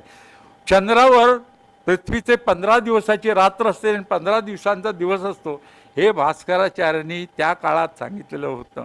पृथ्वीच्या वातावरणापलीकडे निर्वात प्रदेश आहेत हे सांगितलं होतं. वसंत संपात बिंदूला चलन आहे हे नवीन विज्ञान सांगतं, पण त्या काळात भास्कराचार्यांनी सांगितलं होतं. बुध शुक्र मंगळ सूर्य यांचा भ्रमणकाळ भास्कराचार्यांनी सांगितला, तो अत्याधुनिक संशोधनाप्रमाणे बरोबर आहे. ग्रहांच्या भ्रमणक्षेत्रे अतिशय स्पष्टपणे सांगितले आहेत. अनंत इन्फिनिटीची ही कल्पना भास्कराचार्यांना होती, हे त्यांच्या ग्रंथात दिलेल्या उदाहरणावरून कळून येतं. अधिक मासाचं स्पष्टीकरण त्यानं दिलं. चंद्राचे अंतर आणि चंद्राची त्रिज्या कशी मोजायची हे भास्करांनी दिलं. किती सांगू, 1193 मध्ये त्यांचं दुःखद निधन झालं. 600 वर्ष गणिताचं साठी लीलावती हा ग्रंथ त्यांचा होता. Next slide. आता गणेश दैवज्ञ. तुमच्यापैकी किती लोक नांदगावला गेलेत? नांदगाव, हात वर करा. मुरुड जंजिराच्या जवळ नांदगाव आहे, गेले असणार. सिद्धिविनायक मंदिर आहे तिथे. थांबा मित्रांनो, गणेश दैवज्ञ हा नांदगावचा, ज्याने ग्रह लाघव हा ग्रंथ लिहिला. सूर्य सिद्धांत ग्रंथावरून पंचांग करून नांदगाव या गावी त्याचे वडील, गणेश दैवज्ञांचे वडील केशव दैवज्ञ, हे पंचांग करून सांगायचे. ग्रहण कधी दिसेल, चंद्रदर्शन अमावस्यंतर कधी होईल हे सांगायचे. तिकडे जंजिरा किल्ला आहे, त्याच्यावरती मुसलमान सुभेदार होता, त्याला नवीन चंद्रदर्शनाची तारीख सांगायची. कोण? केशव दैवज्ञ. ती तारीख चुकायची. तेव्हा त्यांच्या मनात आलं, रे मी सूर्यसिद्धांतावरून केलेलं गणित चुकतं कसं? विचार करा, 1520चा कालावधी. त्यांना मनी लागे ते स्वप्नी दिसे, आपण म्हणतो ना काहीतरी म्हण, तसं त्यांच्या स्वप्नामध्ये गणपती आला आणि त्या गणपतीनं सांगितलं, मी तुझ्या पोटी जन्म घेऊन गणितज्ञ होईल. विश्वास माणसाचा. त्यांनी मुलाचं नाव गणपती ठेवलं, गणेश ठेवलं. आणि तो गणेश लहानपणापासून गणितामध्ये हुशार होता. तो सूर्यसिद्धांत त्याला शिकवला आणि आकाश बघायचा. चुकतं का गणित हे त्यांनी शोधून काढलं आणि हा ग्रह लाघव हा ग्रंथ लिहिला 1520 मध्ये. 1520 मध्ये पंचांग करते, तर त्यावेळी छपाई नव्हती. मुखोद्गत ग्रंथ, संस्कृत श्लोक आहेत. माझ्याकडे जो आहे ग्रंथ. विचार करा, एवढा महान ग्रस्त मुरुड जंजिराच्या जवळ नांदगाव या गावी जन्माला. सिद्धिविनायक मंदिरात ते पूजा करणारे होते केशव दैवज्ञ, त्यांचा मुलगा. मी त्या गावात गेलो, मुरुडला, नांदगावला. गावात कोणालाही माहिती नाही, मंदिरात कोणालाही माहिती नाही. आणि काय सांगू तुम्हाला, सहयोगमध्ये रोटरी क्लबमध्ये माझं भाषण होतं. तर मी भाषण दिलं, त्याच्यात ही गोष्ट सांगितली. इतका विद्वान, 14 ग्रंथ लिहिलेत त्यांनी, 14 भरती ओटीवरती पण. आणि तो ग्रंथ नांदगावला पण तिथे कोणाला माहीत नाही, हे मी त्या रोटरी क्लबच्या मीटिंगमध्ये सांगितलं.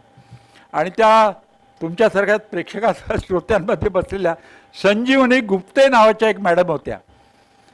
त्या उठल्या, भाषणातच उठल्यामध्ये, ओ मी त्या गावची आहे आणि आमचे ट्रस्टी आहेत सगळे, असं तिने सांगितलं. मला इतका आनंद झाला. म्हटलं भाषणानंतर भेटूया आपण. आणि मग त्यांना सांगितलं, हो एवढा तुम्ही त्या सिद्धिविनायक मंदिराचे ट्रस्टी आहेत तुमचे म्हणता, तर एवढा मोठा ग्रस्त तुमच्या इथे पुजारी काम करत होता आणि त्यांनी ग्रंथ लिहिला, काश्मीर टू कन्याकुमारीपर्यंत पंचांगर ते वाचपरत होते, ग्रह लाघव तो ग्रंथ काय. मग म्हणाले आमचे सगळे ट्रस्टी चेंबूरला राहतात, बंगले सगळ्यांचे चेंबूरला, तर तिथे तुम्ही या, तुम्ही तिथे सांगा. एक व्हिडिओ तयार केला, DVD तयार केली आणि ग्रंथ लिहिला, पुस्तक, आणि त्यांना सगळी माहिती दिली. सगळे ट्रस्टी आले होते सिद्धिविनायक मंदिराचे. ही सत्य घटना सांगतोय, मला अंगावर शहारा येतोय सांगताना सुद्धा. कोणाला गावात माहीत नव्हतं. त्यांना म्हटलं एक तिथे संगमरवरी ह्याच्यावरती त्यांचं नाव लिहा, गणेश दैवज्ञांचं नाव लिहा आणि किती ग्रंथ लिहिले ते लिहा. त्याने सांगितलं लिहितो आम्ही नक्की, तुम्ही एक पुस्तक लिहा म्हणाले माहिती या विषयाची. म्हणून मी गणेश दैवज्ञांवरती पुस्तक लिहिलं आणि TIFRमध्ये डॉक्टर शशिकुमार छित्रे यांच्या हस्ते प्रकाशन झालं त्याचं, त्या मंदिरात माघी गणेश जयंतीला मंदिरात प्रकाशन झालं. मला अजून तो दिवस आठवतोय.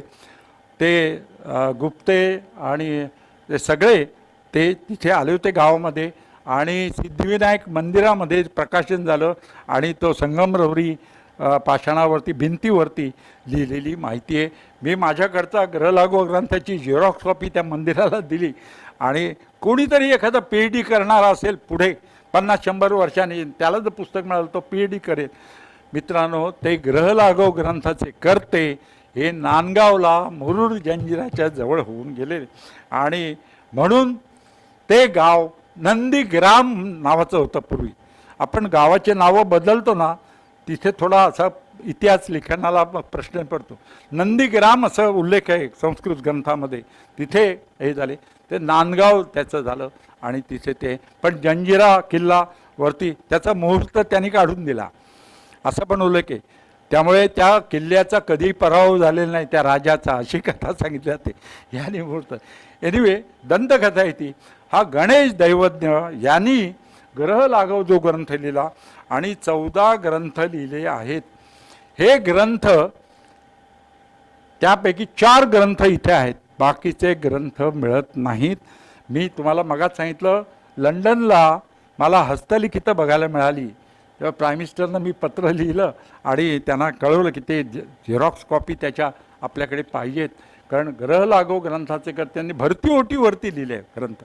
भरती ओटी, कारण समुद्रकिनारी ते नांदगाव आहे, तर भरती समुद्राची भरती ओटीवरती. मित्रांनो, गणेश दैवज्ञ हा ज्याच्या ग्रहलाघवमुळे दृगगणिताचं पंचांग यायला लागलं.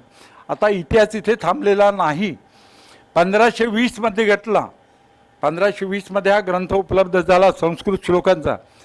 पण 400 वर्षांनी पुढे पंचांग आणि आकाश यात बदल व्हायला लागला आणि ते कोणाच्या लक्षात आलं तर लोकमान्य बाळ गंगाधर टिळकांच्या लक्षात आलं की आपली पंचांग वेगळी दाखवत आहेत आणि आकाशात वेगळं आहे. विचार करा, 1920मध्ये त्याच्या अगोदरच लोकमान्याने मुंबईत संमेलन घेतलं पंचांगकर्त्यांचं. एकमत व्हावं, दृगगणित व्हायला पाहिजे. दृगगणित म्हणजे काय, जसं आकाशात आहे तसं पंचांगात आणि जसं पंचांगात आहे तसं आकाशात दिसलं पाहिजे. लोकमान्य आग्रही. मुंबईमध्ये आपल्याकडे विद्वान असतात ना, ते हट्टी असतात थोडे.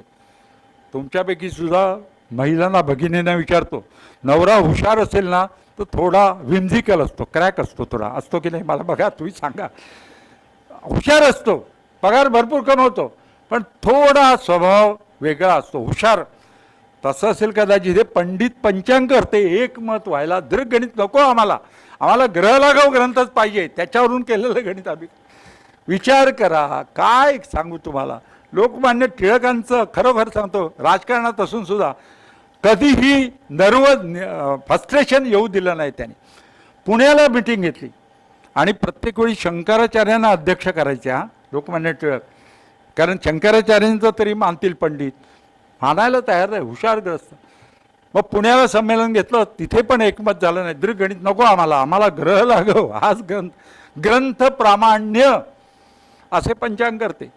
काय सांगू तुम्हाला. मग शेवटी सांगलीला सभा घेतली 1920 साली फेब्रुवारी महिन्यात. सांगलीला सभा घेतली आणि त्याच्यामध्ये एकमत झालं आणि पंचांगकर्त्यांनी सांगितलं आम्ही दृगगणिताचा ग्रंथ जर तयार केला कोणी तर त्याच्याप्रमाणे पंचांग करू. मग लोकमान्याने 1920 सालच्या केसरीमध्ये जाहिरात दिली, जर कोणी ग्रह लागावरती संस्कार करून नवीन ग्रंथ तयार करेल त्याला मी 1000 रुपये बक्षीस देईन. लोकमान्य टिळकांनी 1920 सालचे 1000 रुपये बक्षीस लावलं. पण कोण पुढे येणार? तुमच्यापैकी नागपूरचे कोण असतील तर अभिमान बाळगा. नागपूरचे डॉक्टर केशव लक्ष्मण दप्तरी उर्फी भाऊजी दप्तरी हे पुढे आले आणि त्यांनी ग्रंथ लिहिला कर्णकल्पलता नाव त्याचं, कर्णकल्पलता. आणि ते ग्रह लागोवरती संस्कार करून आकाश निरीक्षण करून त्यांनी तो भाऊजी दप्तरीनं ग्रंथ लिहिला कर्णकल्पलता. आणि तो ग्रंथ दृगगणिताचा झाला. आणि महाराष्ट्रातील आत्ताची जी पंचांग आहेत, दाते, साळगावकरांचं कालनिर्णय, निर्णय सागर माझं, ही सगळी पंचांग दृगगणितावरती आधारलेली आहे. आपण जी तिथी म्हणतो ना, ती पृथ्वीचा मध्य, चंद्राचा मध्य आणि सूर्याचा मध्य. 12 अंश अंतर झालं की एक तिथी, 24 अंश अंतर झालं की द्वितीया. अष्टमीला सूर्यास्त होताना बघितलं तर चंद्रकोर वरती दिसेल, पौर्णिमेला सूर्यास्त होताना चंद्र मावळेल पूर्वेला. हे दृगगणित आलं बिकॉज ऑफ लोकमान्य बाळ गंगाधर टिळक. त्याने दृगगणिताचा ग्रंथ लिहिला, ग्रंथ लिहिण्याचा आग्रह केला. आणि कर्णकल्पलता डॉक्टर केशव लक्ष्मण दप्तरी नागपूरचे त्यांनी लिहिलं. 1-2 महिन्यापूर्वी मोरे साहित्य संस्कृती मंडळाचे त्यांचा मला फोन आला, तुम्ही प्रस्तावना लिहाल का? डॉक्टर केशव लक्ष्मण दप्तरींचं सर्व वाङ्मय आम्ही पुन्हा छापतोय सरकार. मी म्हटलं अरे वा, आनंदाची बातमी आहे. मी प्रस्तावना लिहिली, त्यांनी प्रस्तावना लिहून दिली साहित्य संस्कृती मंडळातर्फे. हे सर्व वाङ्मय डॉक्टर केशव लक्ष्मण दप्तरींचं वाङ्मय प्रसिद्ध होणार आहे. त्यांचं ग्रंथ जबरदस्त, हे सरकारनं चांगलं काम केलेलं आहे. पण दृगगणित आता आम्ही जे पंचांग करतो ते कम्प्युटरवरती करतो.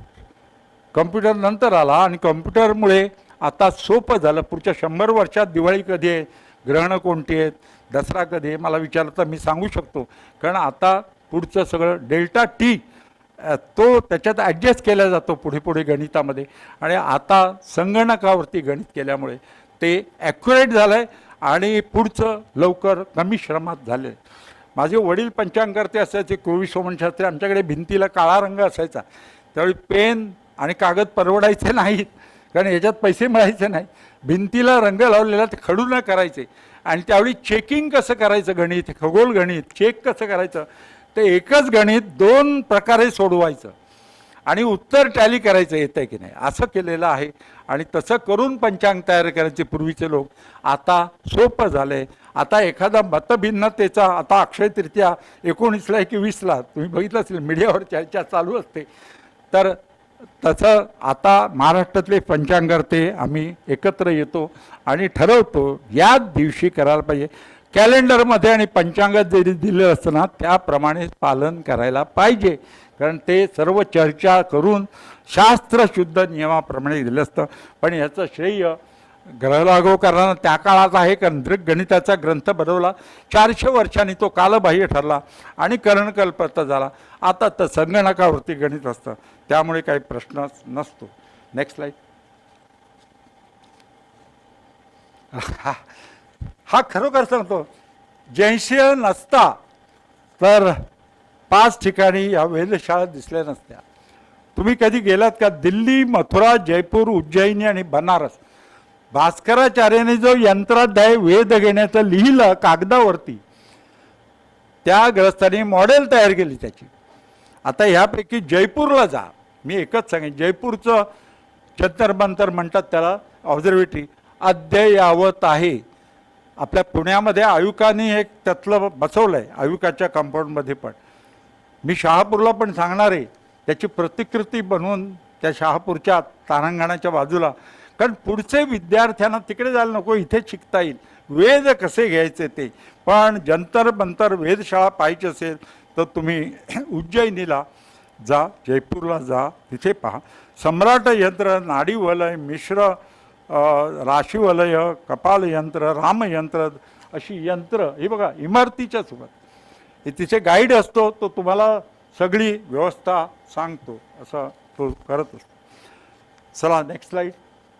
मित्रांनो, किती वर्णन करू, आपल्याला कणाद ऋषींपासून अब्दुल कलामांपर्यंत यायचं आहे.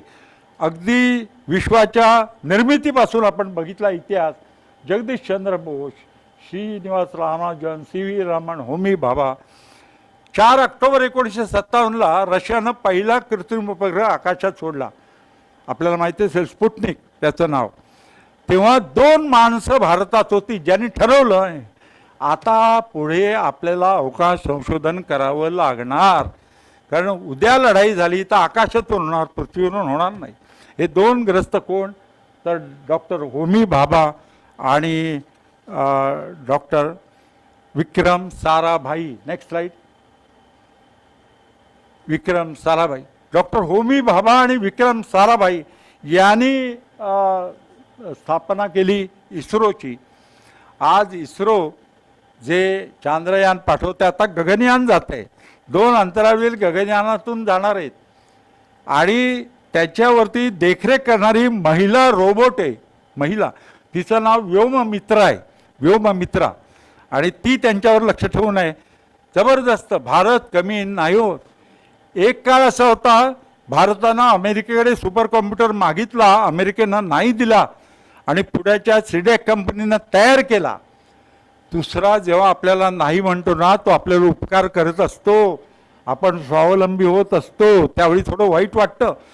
तर क्रायोजेनिक इंजिन, रॉकेटला वरती नेणारं वजनदार क्रायोजेनिक इंजिन अमेरिका आणि रशियानं नाही म्हटलं, भारतानं तयार केली स्वतः.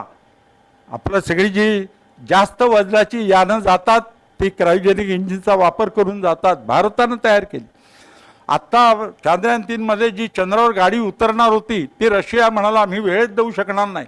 भारतानं सांगितलं देऊ नका, आम्ही तयार कर. 2024मध्ये मी ग्रहण बघायला अमेरिकेला गेलो होतो आणि डॅलास म्हणून ग्रहण बघितलं आणि तिथे इस्रो नासाला भेट दिली. नासामध्ये कार्यक्रम असतो, कोणाला जाणार असाल तर शनिवारी ब्रेकफास्ट विथ ॲस्ट्रॉनॉट असा एक कार्यक्रम असतो. ब्रेकफास्ट विथ ॲस्ट्रॉनॉट, $100 तिकीट आहे आणि आपल्याला ब्रेकफास्ट देतात, ॲस्ट्रॉनॉटची गप्पा मारायला देतात. तर तो मी अटेंड केला. एक अवकाशवीराबरोबर गप्पा मारल्या आणि त्याला मी सांगितलं भारत देश, इस्रो वगैरे सांगितलं. इस्रो माहीत होतं त्याला अर्थात सगळं, पण त्यांनी काय सांगितलं ते लक्षात घ्या, ते मुद्दाम तुम्हाला सांगायचं आहे. तो म्हणाला इस्रो, ISRO असं त्यांनी स्पेलिंग म्हणाला, असं इस्रो ही जे काम करते आहे ते स्वस्तामध्ये काम करते, कमी खर्चामध्ये यानं पाठवते आहे. अमेरिकेला तेच यान पाठवायला, तोच उपग्रह पाठवायला जास्त खर्च येतो. हे मी सांगत नाही, त्या अमेरिकन ॲस्ट्रॉनॉटने सांगितलं. आज भारत देश कमी खर्चात हे करतोय, गरीब देशांचे उपग्रह आकाशात पाठवतोय भारत देश.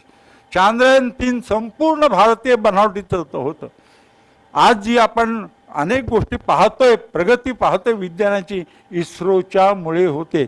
लढाईमध्ये सुद्धा इस्रोचा खूप वापर झाला आपल्याला माहीत आहे. आणि मी जेव्हा रोटरी क्लबमध्ये आणि स्मॉल स्केल इंडस्ट्रीमध्ये ठाण्याचं भाषण केलं, तिथे काही उद्योगपती होते, सर आम्ही पण इस्रोला पाठवतो स्पेअर पार्ट. L&T कंपनी जी आहे तिचं ती सुद्धा बराच भाग इस्रोचा मॅन्युफॅक्चरिंग करते आहे.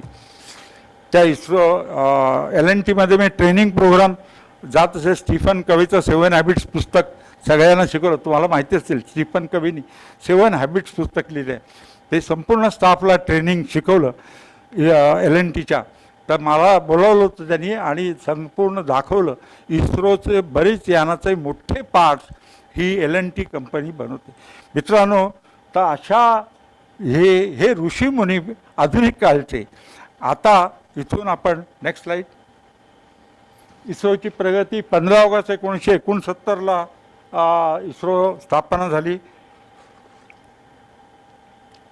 ज्या देशाकडे जायचो ते देश आता भारताकडे हात पसरून येतात. बघा, आपला सहयोग मागतात. हे कशामुळे?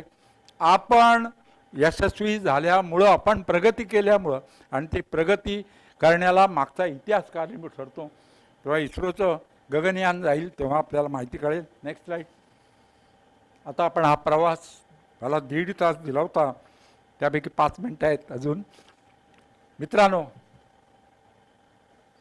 कणाद ते कलाम, अब्दुल कलाम, APJ अब्दुल कलाम, 15 ऑक्टोबर 1931ला जन्म झाला. त्यांचं पूर्ण नाव सांगतो, तुम्हाला माहीत नसेल किंवा असेल. Doctor Avul Pakir Jainulabdeen Abdul Kalam, father of Indian missile programme, aeronautical engineering MIT मद्रासमधून ते झाले. एअरफोर्समध्ये पायलट व्हायचं स्वप्न होतं. मला जेव्हा मी लहान मुलांच्या शाळेत जातो ना, मुलांच्या, त्याने विचारतो पुढे कोण व्हायचं आहे. काय काय मुलं काय जबरदस्त उत्तर देतात. मला डॉक्टर व्हायचं आहे, मला पुढारी व्हायचं आहे, एकाने सांगितलं कलेक्टर व्हायचं आहे असं सांगतात. पण अब्दुल कलामांना व्हायचं होतं एअरफोर्समध्ये पायलट. 25 विद्यार्थी होते, त्यांचा नंबर 9वा आला आणि 8 निवडले गेले. 1 नंबरने मागे राहिले आणि होऊ शकले नाही पायलट. निराश झाले, ऋषिकेशला गेले. तिथे एक स्वामी भेटले, शिवानंद नावाचे. त्यांनी काय सांगितलं ते तुम्हाला सांगतो. त्यांनी सांगितलं, ध्येयाकडे जाताना अपयश येऊ शकते. तुला अजून कळलेले नाही की तू कोण होणार आहेस, कशासाठी जन्माला आलेस याचा शोध घे. मित्रांनो, किती वाक्य जबरदस्त आहे. आपण कधी असा विचार करतो का कशाला जन्माला आलो आपण, काय करण्यासाठी देवानं आपल्याला पृथ्वीवर पाठवलं. साधा विचार करा, काय केलं आयुष्यात. रिटायर झाल्यानंतर तरी विचार करा, काहीतरी केलं पाहिजे. ज्या ऋषीमुनींनी केलं, कणाद तो कलाम आपण बघितलं, हा प्रेरणादायी इतिहास आहे, प्रेरणा देणारा आहे. म्हणजे असं म्हणतात, प्रत्येक पाषाणात मूर्ती असते, प्रत्येक पाषाणात मूर्ती असते. फक्त नको असलेला भाग शिल्पकार काढून टाकतो, मग मूर्ती प्रकट होते. आपल्यामध्ये पण अनेक गुण असतात, पण आपल्यामध्ये जे नको असलेले गुण काढून टाकायला दुसरा शिल्पकार येणार नाही. ते आपल्यालाच काम करायला पाहिजे. तसं जर केलं तर आपण सुद्धा होऊ शकतो. तेव्हा त्रिशूळ 1985 जमिनीवरून हवेत उडणार सुरू केलं. पृथ्वी 1988 जमिनीवरून जमिनीवर जाणार. अग्नी 1989 अतिलांब पल्ल्याचे बॅलिस्टिक मिसाईल त्यांनी केल्या. नाग 1990 अँटी टँक रणगाड्यावर अचूक मारा करणारं हे केलं. त्यानंतर आकाश 1990 जमिनीवरून आकाशात जाणारं अशी मिसाईल पाड. मला सांगा, अब्दुल कलाम राष्ट्रपती भवनातून राष्ट्रपती म्हणून निवृत्त झाले. जाताना बरोबर काय नेलं सांगताना सो मला गैरच येतो. एक पिशवी होती हातात, फक्त एक पिशवी, काही नेलं नाही बरोबर त्याने. आणि त्यांचा मृत्यू झाला तो एके ठिकाणी व्याख्यानाला जाताना झाला. शेवटपर्यंत कार्यरत. मित्रांनो, हेच खरं जीवन. त्यांचा सन्मान बघा ना, 1981 पद्मभूषण, 1990 पद्मविभूषण, 1997 भारतरत्न, 1998 इंदिरा गांधी अवॉर्ड आणि 22 जुलै 2002ला भारताचे 11वे राष्ट्रपती झाले. जगामध्ये एकच भारत देश असा आहे की राष्ट्रपती शास्त्रज्ञ होऊ शकतो, आणि तो म्हणजे भारत देश. इथेच मी थांबतो. पण या विद्या संकुलात मी आलो आहे तेव्हा ऋग्वेदातील एक प्रार्थना म्हणतो. अमानी वहा आकुती समाना हृदयानी वहा समानमस्तु वो मनहा यथा वहा सुसहा असती, यथा वहा सुसहा असती. अर्थ मी सांगतो, चिंता करू नका. संस्कृतमध्ये वाचलं. अर्थ बघा किती विलक्षण आहे. ऋग्वेदामध्ये लिहिलेलं आहे. तुमचा सर्वांचा अभिप्राय एक, तुमची अंतःकरणे एक असोत, तुमचे मन एकसारखे असो, ज्यामुळे तुमची संघटन शक्ती मजबूत होईल. हे प्राचीन काळी ऋग्वेदामध्ये लिहिलेले. आपल्यावरती आक्रमण झाली याचं कारण आपण एक नाही म्हणून झाले. पुढची प्रार्थना बघा. सम गच्छत्वम सम वरध्वम सम वो मां मनासी जानताम देवा हा भागम यथा पूर्वे जनाना उपासनाई. सर्व मानव हो, बघा कशी प्रार्थनेचा अर्थ. तुम्ही सर्व एकत्र व्हा, एकमताने बोला, तुमची मन एकरूप करा, तुमचे पूर्वज एकमताने आपली कार्य पार पाडित असत. तुम्ही आता असेच आचरण करा. परमेश्वर भक्ती करा, धन प्रकाश करा, निरोगी राहा. आणि शेवटची प्रार्थना, ह्या भाषणाच्या शेवटची प्रार्थना कठोपनिषदातील आहे आणि ती तर तुम्हाला सर्वांना माहीत आहे. ती म्हणजे ओम सहनावतु सहनो भुनक्तु सहवीर्यं करवावहे तेजस्विनावधीतमस्तु मा विद्विषावहे. ओम शांती शांती शांती. तो परमात्मा आम्हा गुरु शिष्यांचे रक्षण करो. विद्यासंकुलातलं हे म्हणून सांगतोय. आमचे एकत्र पालपोषण करो, आम्हाला एक शक्ती प्रदान करो. आमचे दोघांचे अध्ययन आणि अध्यापन तेजस्वी हो. आम्ही परस्परांचा द्वेष करू नये. आमच्या त्रिविध कोणत्या? आध्यात्मिक, आधिभौतिक आणि आधिदैविक तापांची शांती हो. मित्रांनो, पुन्हा एकदा डॉक्टर विजय बेडेकर यांचं आभार मानतो की संवाद साधण्याची परवानगी मला त्यांनी इथे दिली आणि मला इथे बोलवलं, याबद्दल आभार मानतो. आणि ज्या डॉक्टरनी मला माझ्यावर उपचार केले, मी आजारी असताना मला वाचवलं, त्या डॉक्टरांच्या स्मृती दिनानिमित्त मी बोलतोय. यापेक्षा दुसरं काय? तेव्हा इथे थांबतो आणि तुमचा सर्वांचे आभार मानतो.